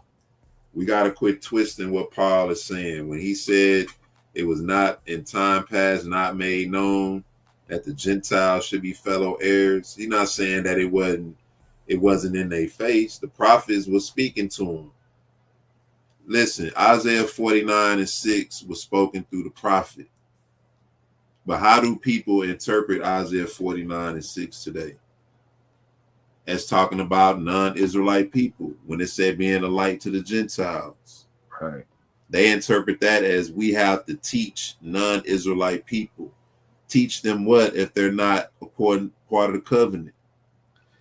And when he gonna put the law in our inward parts, and we ain't gonna be no need for us to teach each other. And according to Psalms, the law, the commandments being the lamp and the law being the light, like, and the law only being given to Israel, and the law only being put in Israel in inward parts. It all makes sense, you know what I mean? Like from the beginning, it was only talking about Israel. Yeah, when it say if they diligently learn the ways of my people, it didn't say that we was gonna teach them. It said if they diligently learn. What does it mean to diligently learn? That means you gotta work hard and learn. All right. I ain't gotta teach you nothing, but you better learn. That's what that means. Diligent. You really want to know? Okay, give up something. Seek it out. You really want to know? Wait till we get that. Wait till we hit that 3.5 year boot camp in the wilderness. Then you gonna diligently learn, because we gonna come out something completely different. Look, y'all made us swear by the names of Baal, right? Y'all made us pay all this money to enter into y'all schools of theology, to be certified and all. So what y'all think y'all finna have to do? Just get on your knees and say, I love Jesus, praise the Lord. Hey, diligently, you're gonna continue to learn every day, every week. You're gonna keep doing this. And you're gonna run non-stop. Run that. And you're gonna pay homage every year too. Yep. Will rain for you. You're gonna run your that. ass gonna be working. You're gonna be working. See? Just like we had to run that. Yep. Run that. Cut off his reign. He ain't show up to the Passover. Cut off his reign. Right. See, they think that's talking about all the nations gonna be happy. Nah, we're gonna be ruling. Nations ain't gonna be happy about that. Why you think the Most High put that stipulation on it? Listen, why did you think the Most High put the stipulation on his own people that if they served him, if they didn't serve him, what would happen? And if they served him, what would happen? He didn't give us that stipulation for the end time. He said he gonna circumcise our hearts, and he said he wasn't gonna scatter us no more or remove us from the land no more. And when they talk about the unclean being outside of the gates with the dogs and the goats, know what I mean, at Revelations, know what I mean, that's further shows you how the Gentiles in the New Testament cannot be ethnic Gentiles, because those Gentiles are supposed to be partakers with us of the same covenant citizenship, fellow citizens with us inside. You know what I mean? So that's another key point. Like these people going to be serving, and we're going to have the power over all the nations, and not only just all the nations, we're going to have the power over all dominions. And that's a whole nother thing that, you know, on my channel later on, I'm gonna bring out about the dominions. You know what I mean? But that's a whole nother, like, there ain't gonna be no Gentiles that's partaking with us the same benefits that was promised to us through the covenant. Yep. Yep. Do you know what this made them in relationship to Yahweh and in relationship to Yahweh's still covenant people, the house of Judah?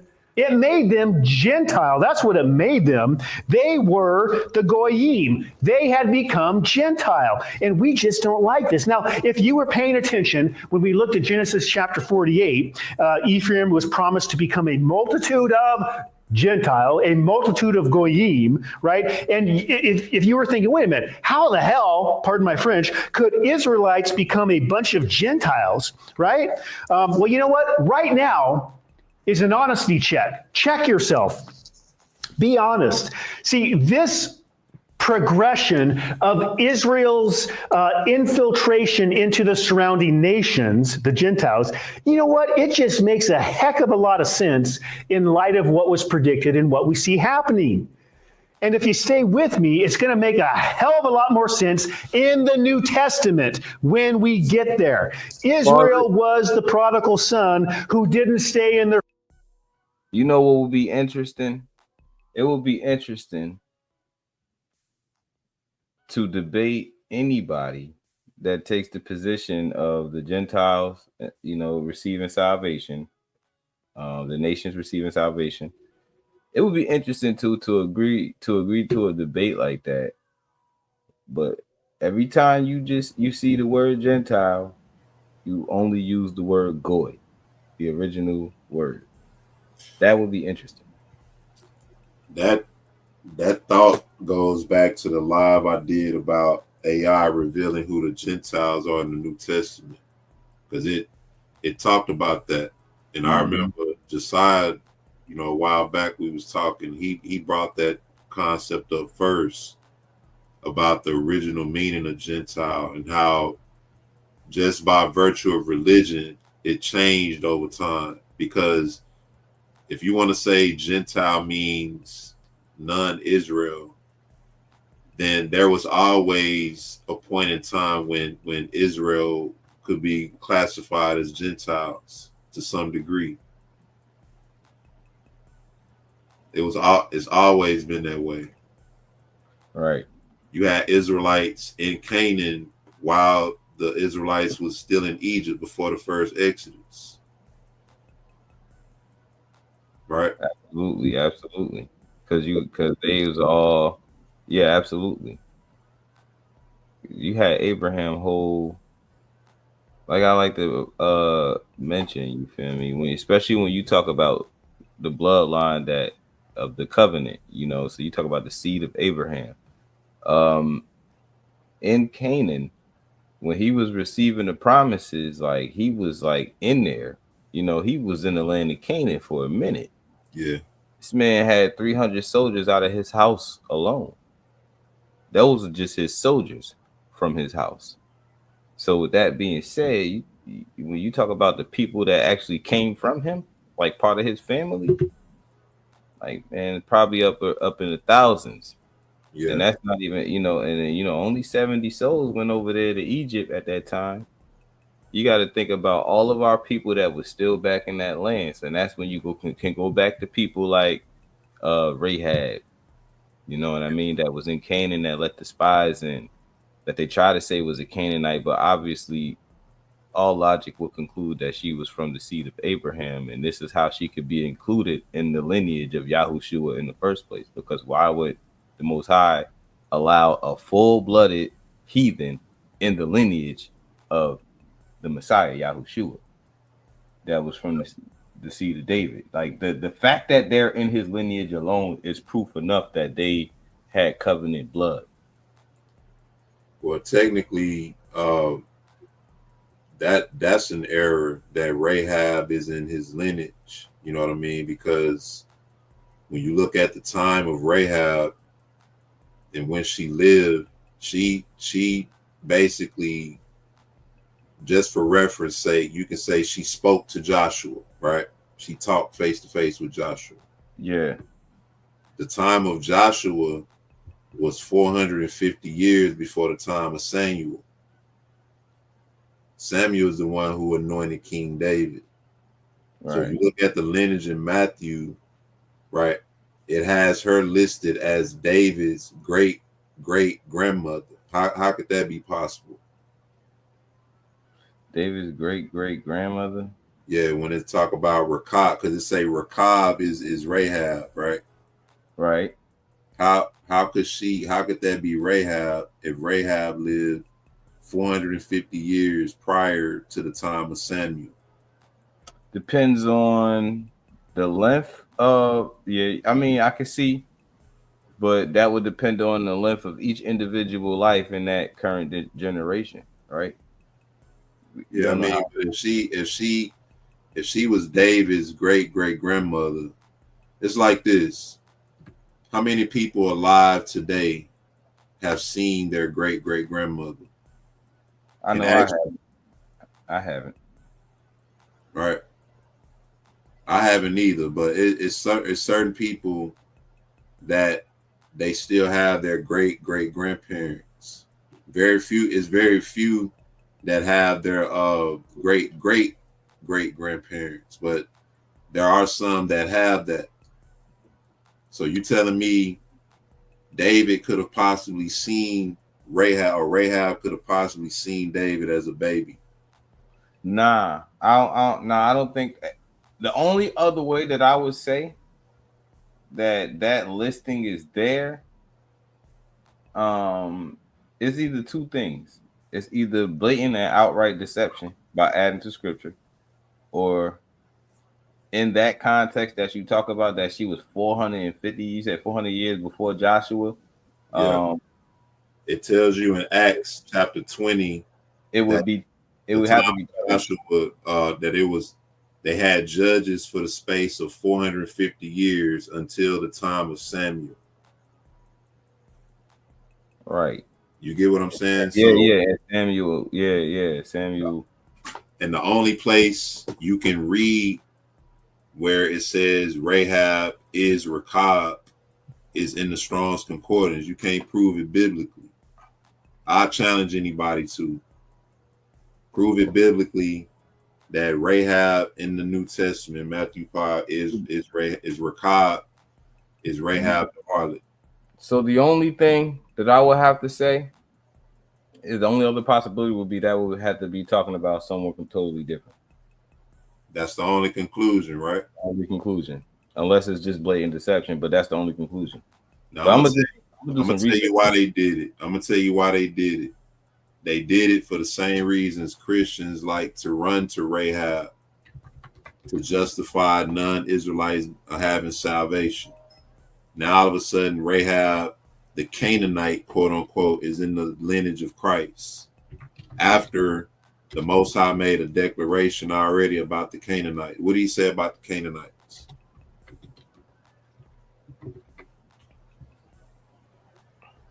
He no said longer be in the land. Utterly destroy them, right? Make no covenants with them, right? He was removing them from the land.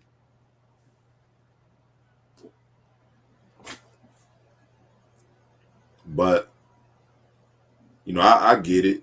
People say that sometimes. I let it slide. But people need to know that that's an error. That's a fallacy according to biblical theology.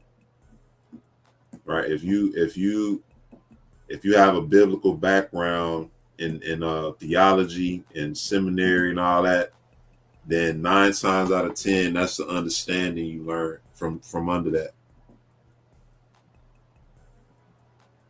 It's a systemic understanding to put you in the mindset of non-Israelite people can be grafted in and all this kind of stuff. Nobody ever even gave it no thought. Damn, how could she be David's great-great-grandmother if she lived 450 years prior to Samuel, right? And that's talking about prior to him being born. Like, it's counting the exact time frame. Samuel was an adult when he anointed David. David was 9 years of age when he was anointed. You got to factor all of that in. Why are they trying to tell you Rahab was in the lineage of Christ?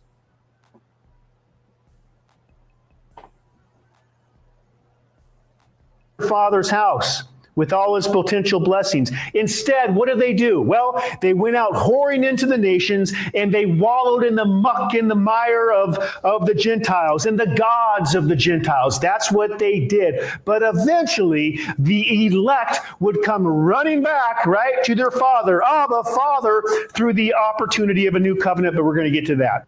Did y'all hear? I'm going to rewind it back some because he's talking about the parable of the prodigal son, right? But it just makes a heck of a lot of sense in light of what was predicted and what we see happening.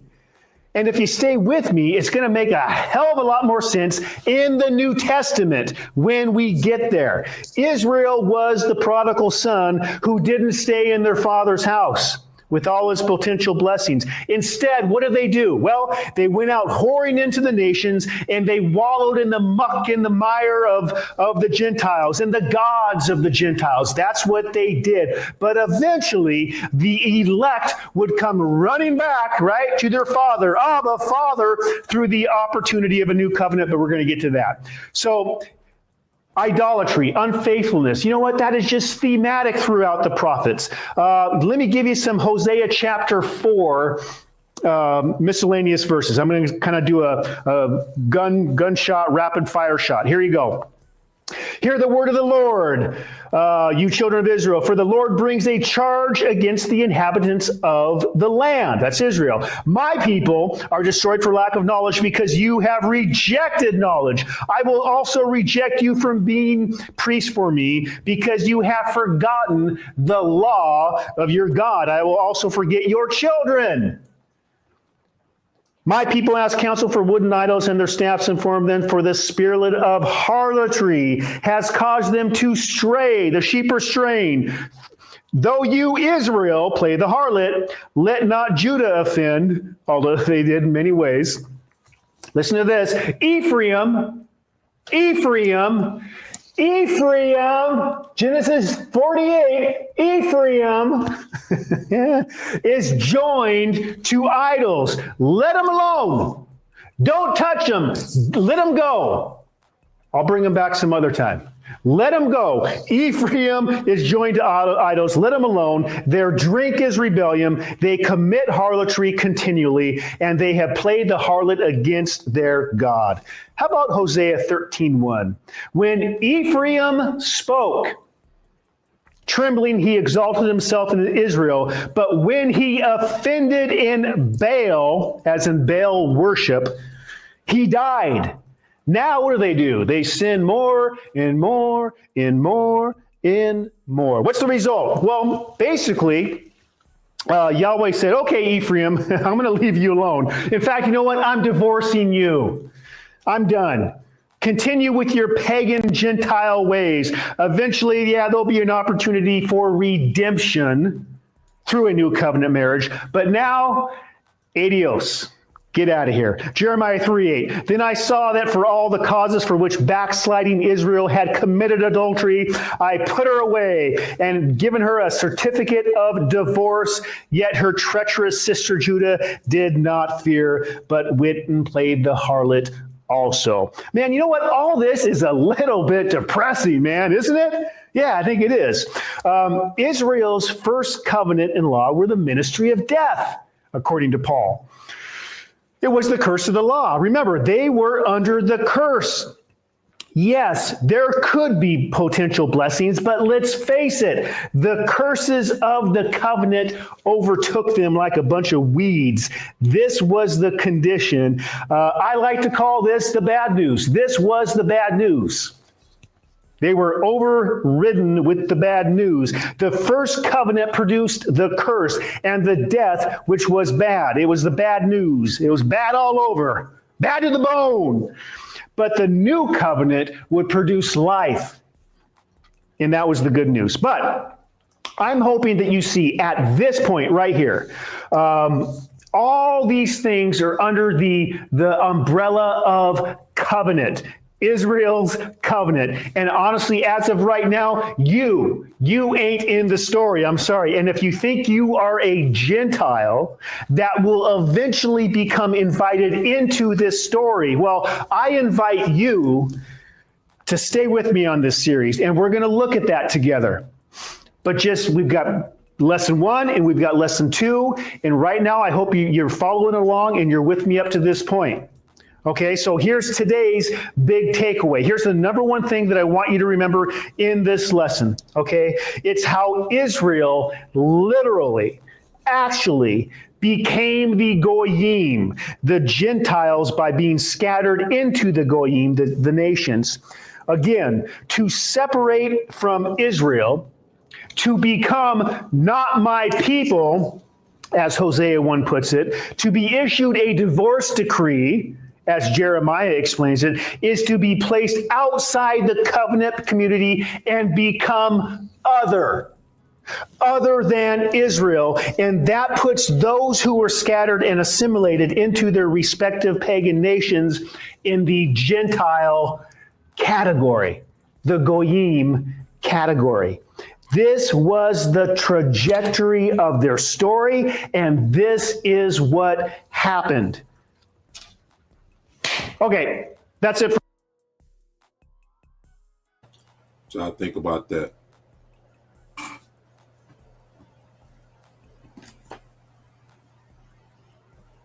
Pretty much breaking down the understanding that the Gentiles that Paul was speaking to weren't ethnic Gentiles. They were Israelites who had become Gentiles by virtue of scattering and assimilating into the customs and ways of the other nations. This is who Paul was preaching the gospel to when he went out. What y'all think? What was that last part you said? What was the last part you said? This what you say? What that the last part you just said? You said what was Paul? You said something about Paul? That the who the Gentiles were, who he was speaking to, like that was his mission when he went out, to speak to those people that had become Gentiles by virtue of scattering. I mean, didn't he himself say he was an apostle to the Gentiles? Yep.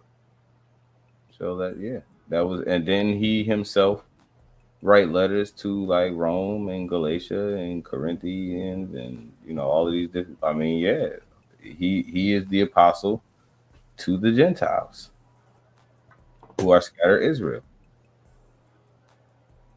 Plain to see. Plain to see. And then not only him, he wasn't the only one. So was James. So was Peter. Just check they books out. First chapters. They're gonna tell you who they was writing to the scattered abroad, to the 12 tribes, in this place, that place. Like this, like Paul might have been that guy that was, but it wasn't just him. Like so, they're just two more witnesses to him that at the end of the day, the gospel was going out to scatter Israelites. Wow. That word Gentile, boy. And so when you get that understanding, you gotta wonder, for people who saying that Paul was dealing with ethnic Gentiles, you are saying that Paul's ministry was contrary to what the prophets established. That's what you're saying in essence. If his ministry was to non-Israelite or people who were not of the stock of Israel, even though they were classified as Gentiles, right? Mm-hmm. You're saying that his ministry was it was basically his own ministry that sprung up from a new. And they try to say that. Not only do they try to say that, they do try to say that. I mean, I've heard, especially one particular brother I see like that really goes against Paul. I've seen a lot of stuff, and they try to say that, him meeting Yahshua on the road, the voice is him saying and Messiah was over there, and then use then trying to use Matthews to disprove him and say that he's false. And I've seen all type of stuff, you know what I mean? That's try to say that he was this and he was that. And listen, bro, he was a man. He was fallible. He was willing to go to length to convert his people back to the law. Whatever his people was, that's what he was. If you was a thug, he was a thug. If you was uncircumcised, he was uncircumcised. If you was a liar, he was a liar. But he was going to get you in the truth. That's what I glean when I look at Paul. Yeah. What you think, Josiah? Probably finna shut it down here soon. Yeah, I sent that with the kids. Then Paul say he had the ministry of reconciliation. Yeah. And also he said he was the apostle of the Gentiles. So how he doing that to how he reconciling Gentile non-Israelites when reconciling us to bring back again? Right. It's just once you understand that element, now you have to broaden your view of that Gentile in terms of how Christianity wants you to see it. Right? Could understanding that Israelites became Gentiles and how they became Gentiles, how do we know or not know that that's who Paul was reaching out to? Because you see that word and you automatically assume that all 12 tribes rejected Christ. When during the initial preaching of the gospel, it wasn't going out to non-Israelite people. The gospel was first preached by John in terms of that period, right? That's who paved the way. Who did he preach to?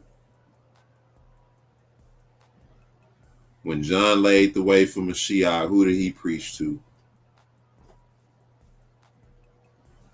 The people in Jerusalem.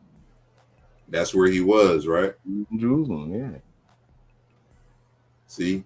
Now, we can prove that in the book of Acts. In chapter 13, in verse 24, it says, when John had first preached before his coming the immersion of repentance to all the people of Israel. Right? Now, when John was preaching, it was some people who showed up. Right? He said, O generation of vipers, who warned you from the wrath to come? Signifying that the warning or the protection from the wrath to come wasn't for everybody. For that generation, it was speaking of 70 AD. During that time, he was calling all the people to repent. That was in Jerusalem. but it was some that rejected it, and we know who they were. So I just think that without that understanding, you missing a foundational part of dealing with it, you know. Definitely. And just to hit back on that point that you made about Rahab, something that I did look up on the side that is probably worth mentioning. I mean, when you look at the genealogies in other places, if you see in Esdras chapter 7, verse 1 through 5, it skips 6 generations to establish like the lineage, the covenant lineage. It skips 6 generations from Azariah to Marial. And so, and it also says here that, father of or begat can also mean ancestor of and not necessarily mean the immediate father. So maybe for the sake of brevity, when you get to that lineage in the New Testament, they're not completely chronologically naming every generation after generation, but just the prominent legal lineage, possibly. I think that's something worth noting. Maybe it's not that she was his actual great grandmother, but that she was within that lineage, because according to the law, you can marry in, like but they would count their lineage by the father's house according to Numbers, and so that could within that male lineage, which is listed from Boaz, that could be the case, possibly. You know what I mean? It's probably not just naming the direct chronological all the way from this point to that point, but like in Ezra chapter 7, how it skipped some generations to just kind of establish the lineage, it could have also likewise did the same thing. That's all I'm saying. Well, I understand that part, but if you go look at the actual lineage in Matthew, right, we can just follow it all the way out. Like it tells you in Matthew 1, let me see. It says, so all the generations from Abraham to David are 14 generations, right? You can count 14 generations in this chapter from Abraham to David, Abraham to David. Right. That's You true. see what I'm saying? So Yeah. you can, it's all in alignment. Then it says from David unto the carrying away of Babel are 14 generations. You can see that in alignment. When you get to the actual part of what they're saying in Matthew's chapter 1 and 5, you see a direct lineage, right? Salmon begat Boaz, right? Mm-hmm. Rechab. And Boaz begat Ruth, right? Or you can start at verse 4. And Aaron begat Aminadab. This is where it get kind of kind of iffy, because you can't really follow these lineages all the way out in the New Testament. Right. But in the Old Testament rather, but you see the 14 generations in the line. And it says 14. It says from this point was that point was 14 generations. You know what I mean? So off top, I would have to say that the fact, that we see it, at least in the scripture, that we can see, in the book of Numbers, when they counted their house by their fathers. Now, could imply that it was some male that extended from Rahab's marriage, somewhere in that further along within that 14 generations. But she was mentioned possibly, as a because her entire story was similar to the Gentiles of the New Testament, which is reconciliation back to the covenant. When she's talking in the Old Testament, and when she's talking about Yahuwah, first of all, even mentioning the name of Yahuwah, if this was a pure heathen, this just simply wouldn't be possible, because the Most High wasn't known to them. He only gave our ancestors their name. So she demonstrates that she knows, whether it be from passed down tradition of family or whatever, that she has some sort of intimate knowledge with the covenant. Because it wasn't no heathen running around saying the name of the Most High. But she clearly did. And she clearly knew how he operated. So that kind of demonstrates that she has some idea of the inner workings of the covenant, which would have only been known to our bloodline. So these are worth noting. I agree with that. You know, I just think it's tricky. It's tricky. You know what I mean? I'm glad you brought that up. Now, I mean, I never thought of that. Now, I mean, so you working my brain right now. Yeah, I mean, it's one of them things, you know, we just got to slow down and understand the motive behind certain things. You know what I mean? But I agree with the point that the Bible doesn't declare what she was, whether she was a Canaanite or whatever. And I even made this point. All right. Rahab is mentioned in Hebrews 11 for her faith and what she did by her faith, right? By faith, what did she do? She hid the spies, right? Right. She let the spies in. Basically, putting her life and her whole family's life on the line. So let's assume she was a non-Israelite. Would that be a commendable thing or a respectable thing if somebody put their life on the line for you? Would you not? Not only would that be commendable and respectable, even according to the law, if she was to get taken in, like even if she went through the whole process, shave your head, shave your nails, you know how they made the stranger do from the women when they came in, and one wanted to take a a virgin of the strangers. That was the regulation for her. She had to do this, she had to do that, even if that's what it was. I mean, it's commendable that happened, and whatever seed that she had was likely counted by the father's house, which was probably an Israelite. So she could have very well been a heathen.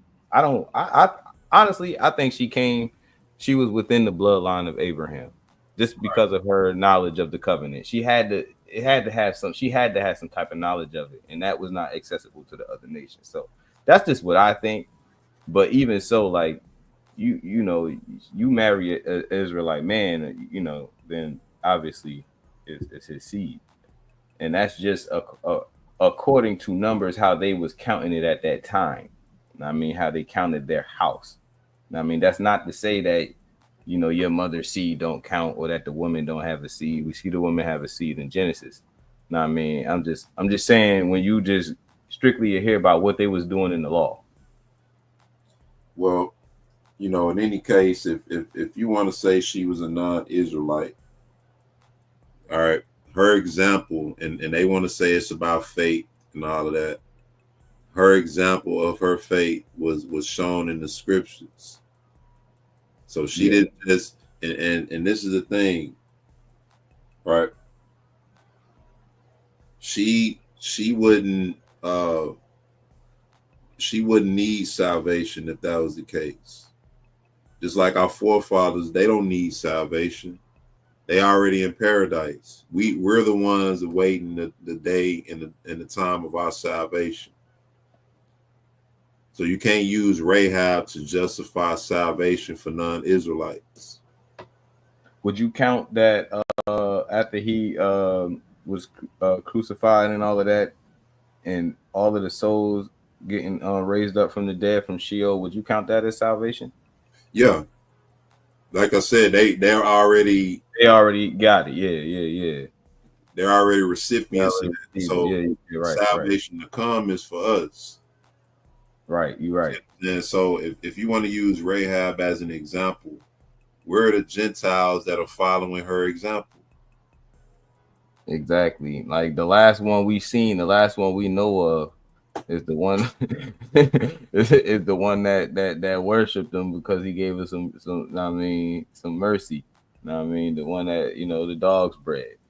I mean that's the last one we've seen that demonstrated that sort of faith. You know, and she and that was because she worshipped him. She felt like she worshipped him, so he was like, oh, you got some faith there. You know what I mean? She seen what other Israelites ain't see. You know what I mean? Because they say that he wasn't worshipped, but he was. Yeah. When you're a dog and you in need, you'll bow down and worship anything. You know what I'm saying? Especially when it comes to some food. Yeah. You gonna sit, you gonna listen. The dog, you will never train a dog in his life. You got some food in your hands and tell it to sit, he gonna sit down. Yep. But see, dogs have a sense of humility, and that was the whole point. Like he's saying to her, my people don't even have the humility that you showing. Great is your faith. It's like even, you'll feed a stray every once in a while, Man,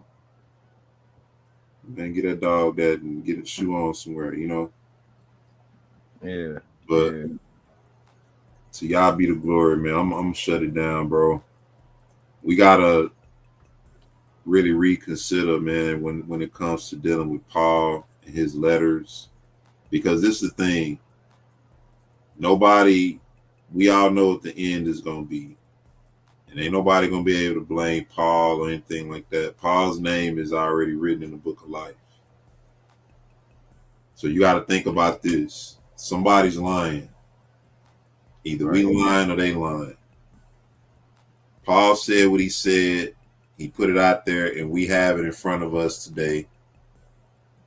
But somebody's lying, because Paul is already established in the kingdom. He gonna be there, right? But somebody's twisting up what Paul is saying, and whoever's twisting up what Paul is saying, the book says to your own destruction. So there's a heavy penalty behind twisting up what Paul is saying. If Paul is saying that non-Israelite bloodline people can receive salvation, and we're saying that that's not what it's saying, what does that mean for us? All right. Exactly. That's crazy. That's a double glory. That's a but see, whoever's, you got two groups saying Paul saying this, saying Paul saying that. But Paul already in position. He already got the promise waiting for him. He gonna be in the kingdom. Hey yo, bro, did you see Brother Ricard video? Ricard, no. He said he put out, you ain't see what he put, he recently put it out. He put out $1,000 challenge to anybody that can prove with the Bible that Cornelius was an Israelite. Yeah, Kadar mentioned that to me. I seen that. I was like, man, he already trying to limit the scope by saying with the Bible. But I thought about that piece that Raleigh put up, Spiritual B put up on Facebook, where he talked about a guy, Israelite named Logan, and he had his brother Cornelius, jumped in. You know what I mean? It was I don't know if you got his page on Facebook, but he had put that information up on it. He posted that, and that was the first time I actually seen that, even though that's from like a Roman historical source. You know what I mean? But that was interesting. But I found it interesting that he put that video out, because I was like, man, well, this is I was like, well, you could just, I mean, you need to prove to me, I give you $1,000 if you prove to me that he wasn't an Israelite. Using the Bible. using the Bible. all of that is just really letting you know that he ain't gonna pay up no way. Like Yeah, nigga ain't gonna give you no $1,000. Right. right. That's why he limited the scope to just the Bible, because he know better. He ain't gonna do that. You know, that's first and foremost. I like for you to tag me in that source you're talking about, because I have a source too proving that there were Jews in the Roman military, and that a lot of them, it was hard to tell whether they were Jews because of their Roman and Italian names. I'm gonna tag you in it right after this. It's right on Facebook. I'm gonna tag you in it. Now, I mean, it's interesting. It was like, wow, I've never seen that before. I was like, whoa, that's concrete right there. That's crazy. I got you.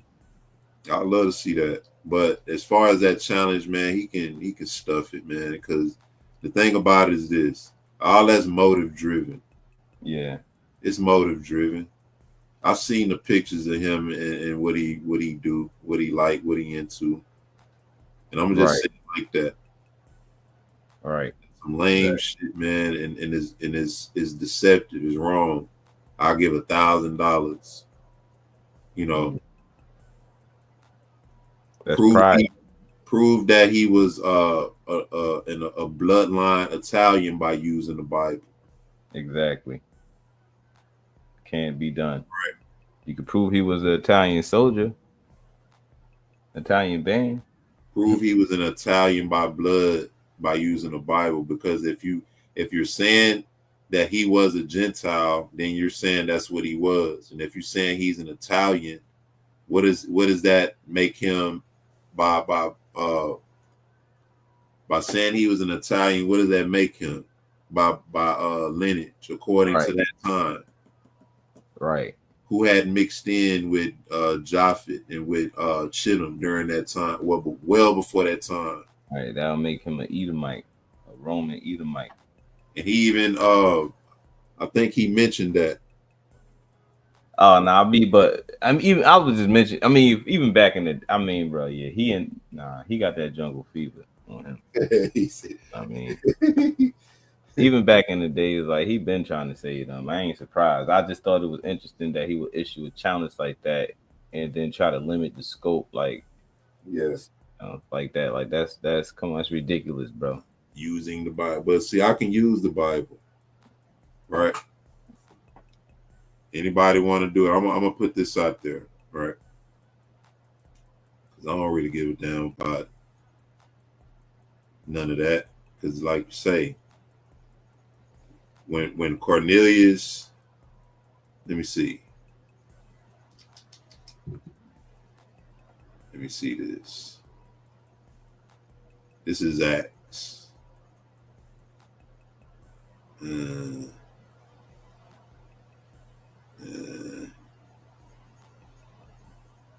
Let me see something real quick.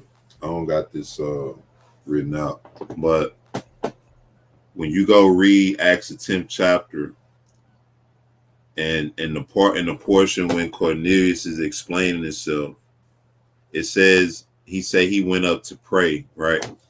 Let me see. Let me see something. Wait a minute.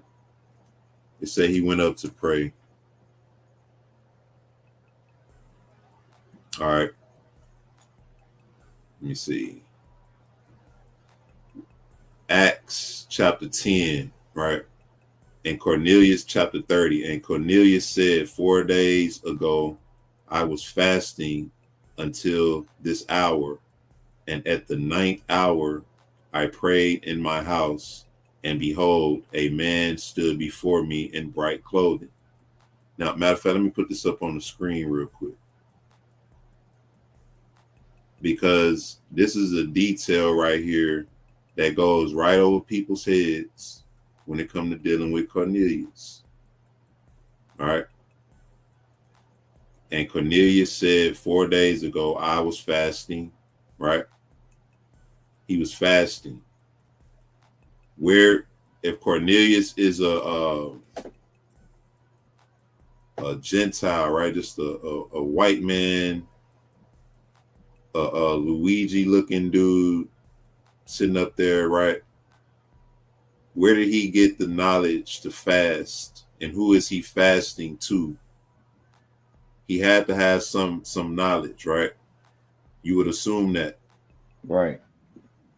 He was fasting, and it says, until this hour, and at the ninth hour I prayed in my house, and behold, a man stood before me in bright clothing. Right? That sounds like the same thing Enoch went through.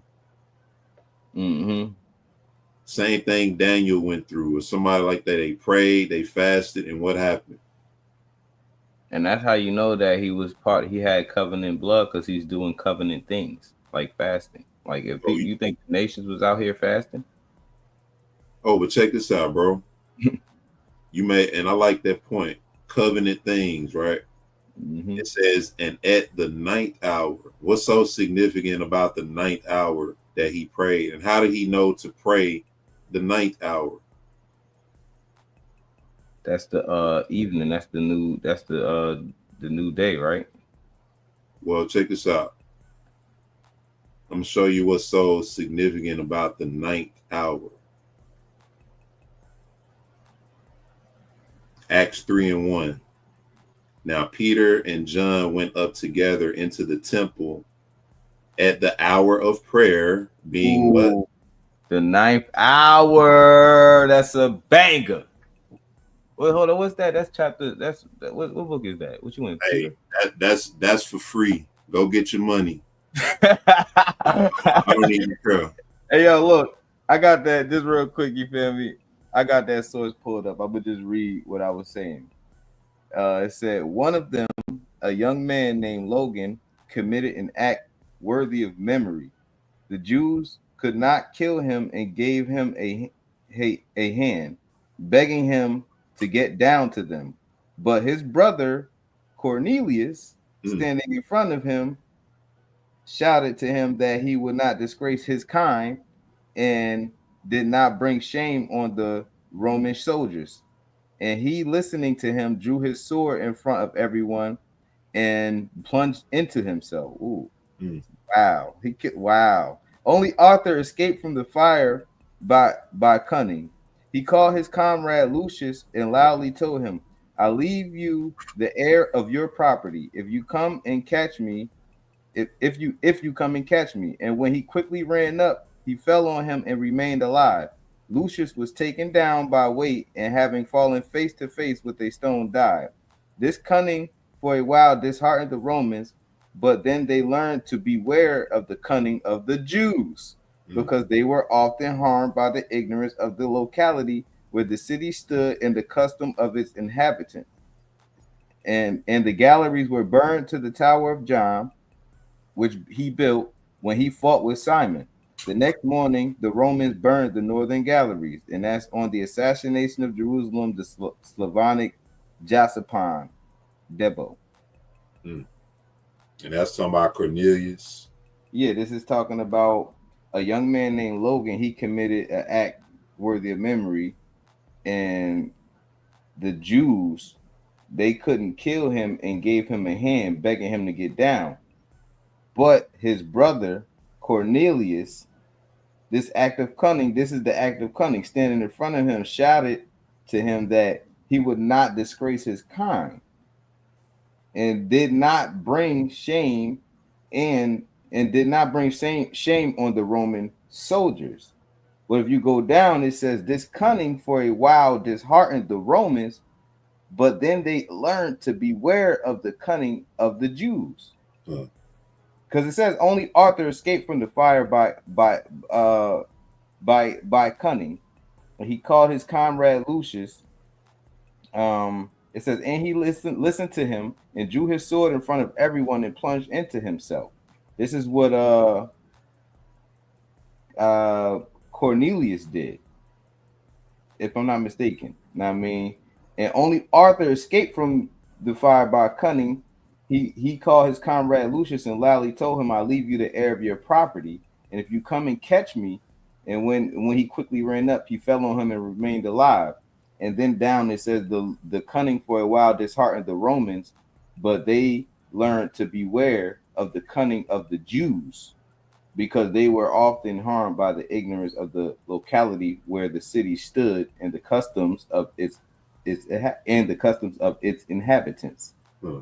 So this whole thing seems to be dealing with them going and trying to burn down the city or do something. Someone did something, know what I mean, and the Jews couldn't kill him. Know what I mean, obviously whoever did something violated in some sort of way, like the law or whatever that the Jews was trying to kill him for. Because as soon as you violate, they quick to try to stone you or kill you. Yeah. And then Cornelius jumps in like no.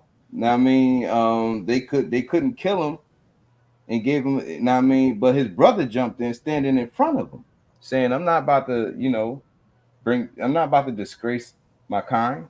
Now I mean, so that's what it seems to be saying to me. This is what he posted. I'm gonna tag you in it. You could read it. We could probably look at the source itself. Okay. Know what I mean? But that's another that I found that interesting. I'm like, wow, that's crazy. You feel me? So, Yeah. and these Italian names that you mentioned, like how it was hard to there was Jews over there in the Roman soldiers. That's a historical fact, and they did have Italian names, and then they do go down to the well, some say they go down to all the way to Sicilians, the dark skinned Italians. Yep. That's You know what what I I'm mean? saying. A lot of them are lost in history, and you'll never know that they were Jews because of their names. And they act like we were scattered everywhere but these places. Like Rome. Yeah. The only way you'll find out is if you did like some hard archaeological proof, and found out that kind of thing. But who's gonna go that far, right? You see a dude, like for instance, let me do this again, right? If you go throughout Acts, not Acts, but Romans, the 16th chapter, and you look at all of these people in this chapter, right? Greek, Roman names of all these people. Let me do it like this, because the Bible I'm reading out of now is it's a Hebrew translation. Let me get my other book real quick. Word.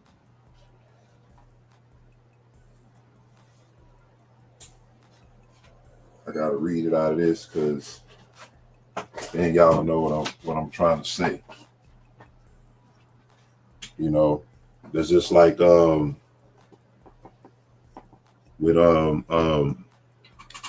what's his name in Acts 18. Who was that? I forget his name. Acts 18. Let me get it. When Paul Aquila and Priscilla. Yeah. Right. Aquila, that's like a Greek. Mm-hmm. Priscilla, those are like Greek names. Timothy, Timotheus, Timothy, that's Greek.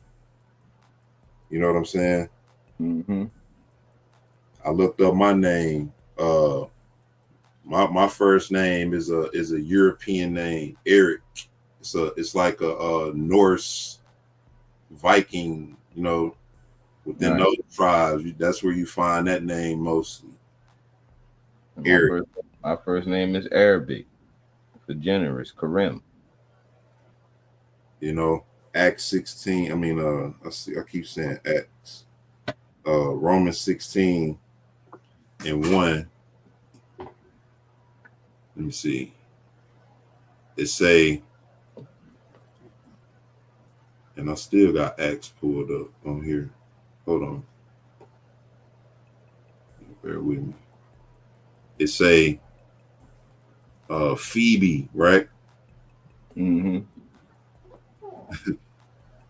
I ain't gonna lie. Phoebe sound like the white girl name right there. The freckles. That's the freckle name. Phoebe. Phoebe. Then it mentioned Priscilla and Aquila again right here. right?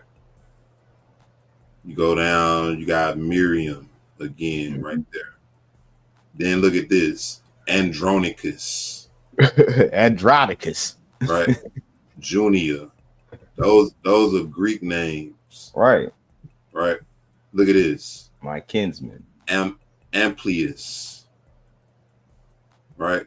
Mm-hmm. Urbanos. These are all Israelite people. Yep. Achilles, Aristobulus. Aristobulus, like Shaq, the great Aristotle, you know, the faggot Greek homosexual philosophers. Yeah, right. All faggots. The heliocentric dog. Herodian, right? They try to say this Herod. Ain't no damn Herod. All right, nah, yeah, hell nah. Not his kinsmen, they tripping. You know, look at this. Narcissus.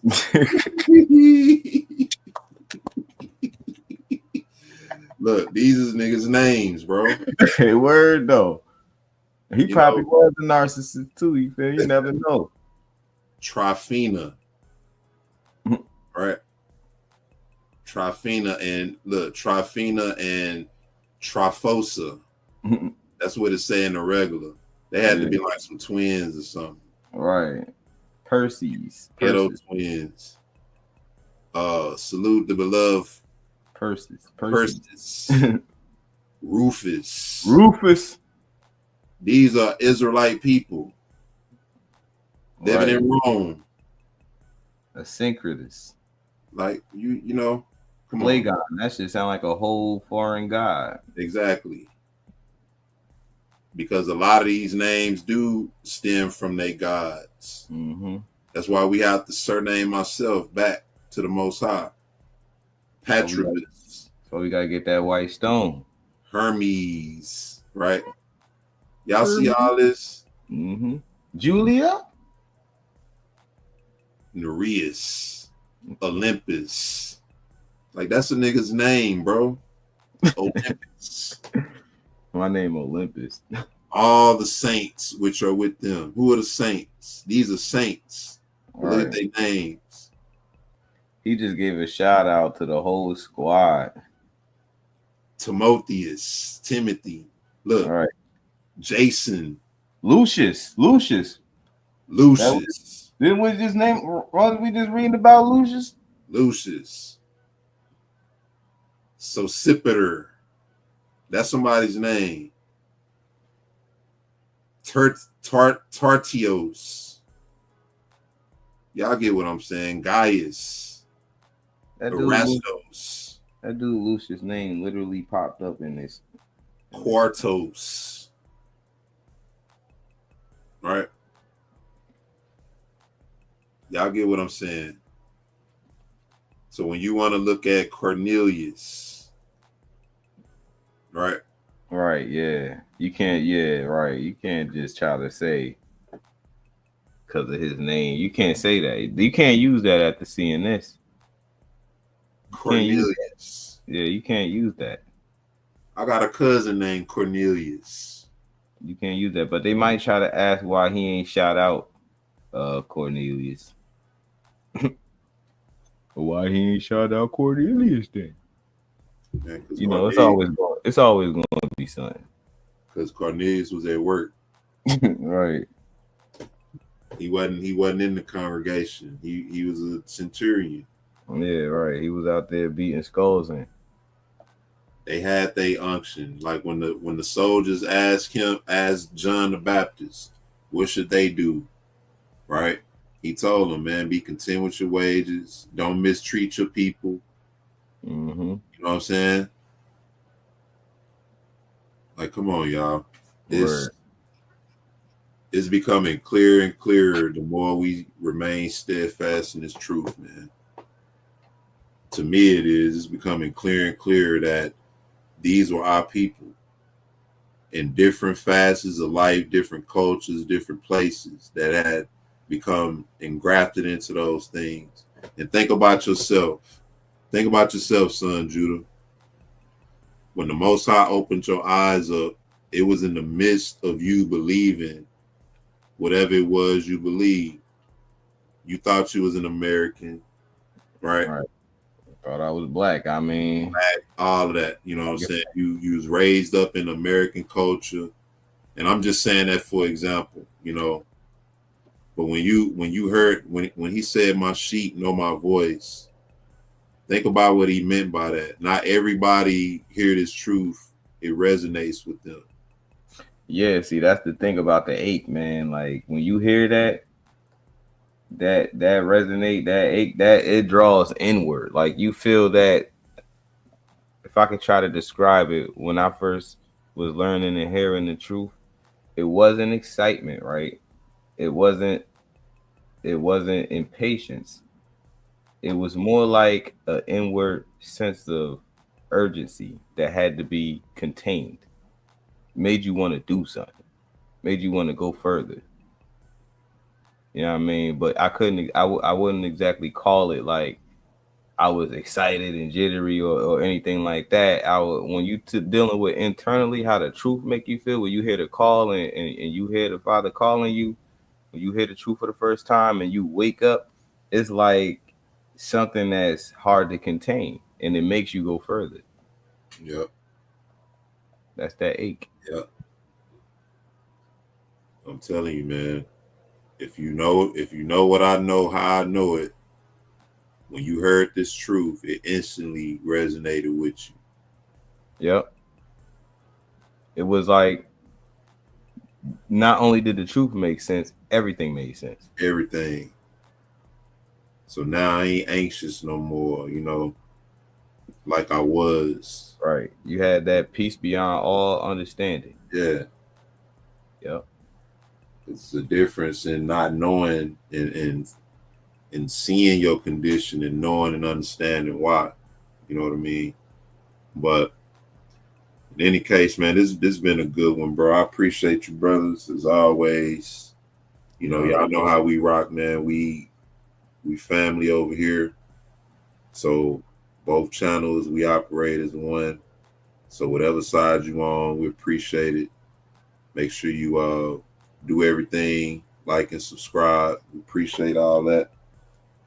Shout out to the brothers once again. You know, Kadar, Josiah, brother Yash. I'm gonna have to hit him up probably tomorrow. Chop it up. But yeah, man, this is what it come down to. You know, if Paul is saying that non-Israelite people will receive salvation in that day, then that means that our position is flawed and we stand in the way of judgment. And it's the same for the flip side. I'm willing to stand on the gospel only being for one people and salvation only being for one people. Because that's the whole theme throughout the scripture and it don't change. I don't have to stand in doubt or worry about, you know, if I'm gonna be condemned for where I stand, because like the Bible say, we have an inward witness. And that inward witness, no matter what nobody say, can't nobody do nothing about that inward witness. Nobody can tell you or me or nobody that we're not the people. Right. And when you wrong in these scriptures, and I don't care whether you admit it or not, when you wrong and you come across right information, I mean, the conviction of the spirit is real and certain. I mean, like you can feel when something needs to be, when you need to stop and kind of take a step back. You know what I mean? When you come across new information that might bring clarity to old information or even contradict some information you may have misunderstood. If you really walking in the faith, the Most High that spirit is going to convict you right then and there. It's going to take some effort, you know, to even, you know, conceal it rather than you just, you know, surrendering. and obedience to the truth. Know what I mean? And that conviction is real, and your spirit convicts you. If our spirits would have, this awakening would not have reached this level on no shaky foundation. This awakening is worldwide. It cannot be stopped, and not only that, but it's active opposition and interference against it constantly 24/7. We need to get beyond the point where we trying to confirm the truth, of what obviously is, and we need to just accept the fact that we the people and walk in that and walk in our covenant promises. But thank you for having me on, bro. I appreciate it. Always willing to come lend some support. It's your brother, son Judah. Check me out. I'm gonna be releasing another video soon. That's all I can say on the matter, but it'll come. And I appreciate everybody for checking them out. Come subscribe to my channel if you like. Future King Productions, Future King PROD, period. And learn some spiritual warfare and be careful when you're doing it. And listen to some music too. I got some music coming. I'm working on that. Thank you, brother E. All praise the Most High, Yahuwah, Holy One of Israel. Glory to Hamashiach, Yahushua. Shalom. Praise y'all, my brother. Appreciate it. Future King Productions over on YouTube. Go check that out. And we're going to be dealing with here in the near future the work that the brother been doing with the AI and a lot of different revelations and confirmations of things that he been able to come across. So that'll be a good thing to get into, to encourage our people. All praise to the Most High once again, brothers and sisters. Much love to y'all. Y'all always hanging tough with us. We appreciate it. You know what I mean? We just go. Whatever the time marker is, we let it be that. But to y'all be the glory. See y'all on the next one. Shalom and blessings once again. I'm trying to think. I had something else to say, but it slipped my mind. So I guess next time I see y'all, if it come up, I'll bring it out. But shalom nonetheless. See y'all on the next one. Peace.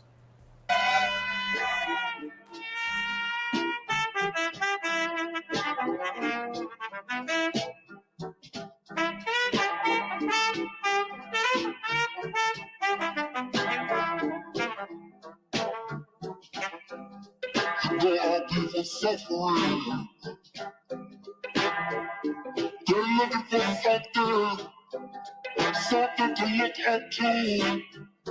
They're looking for a change. How long?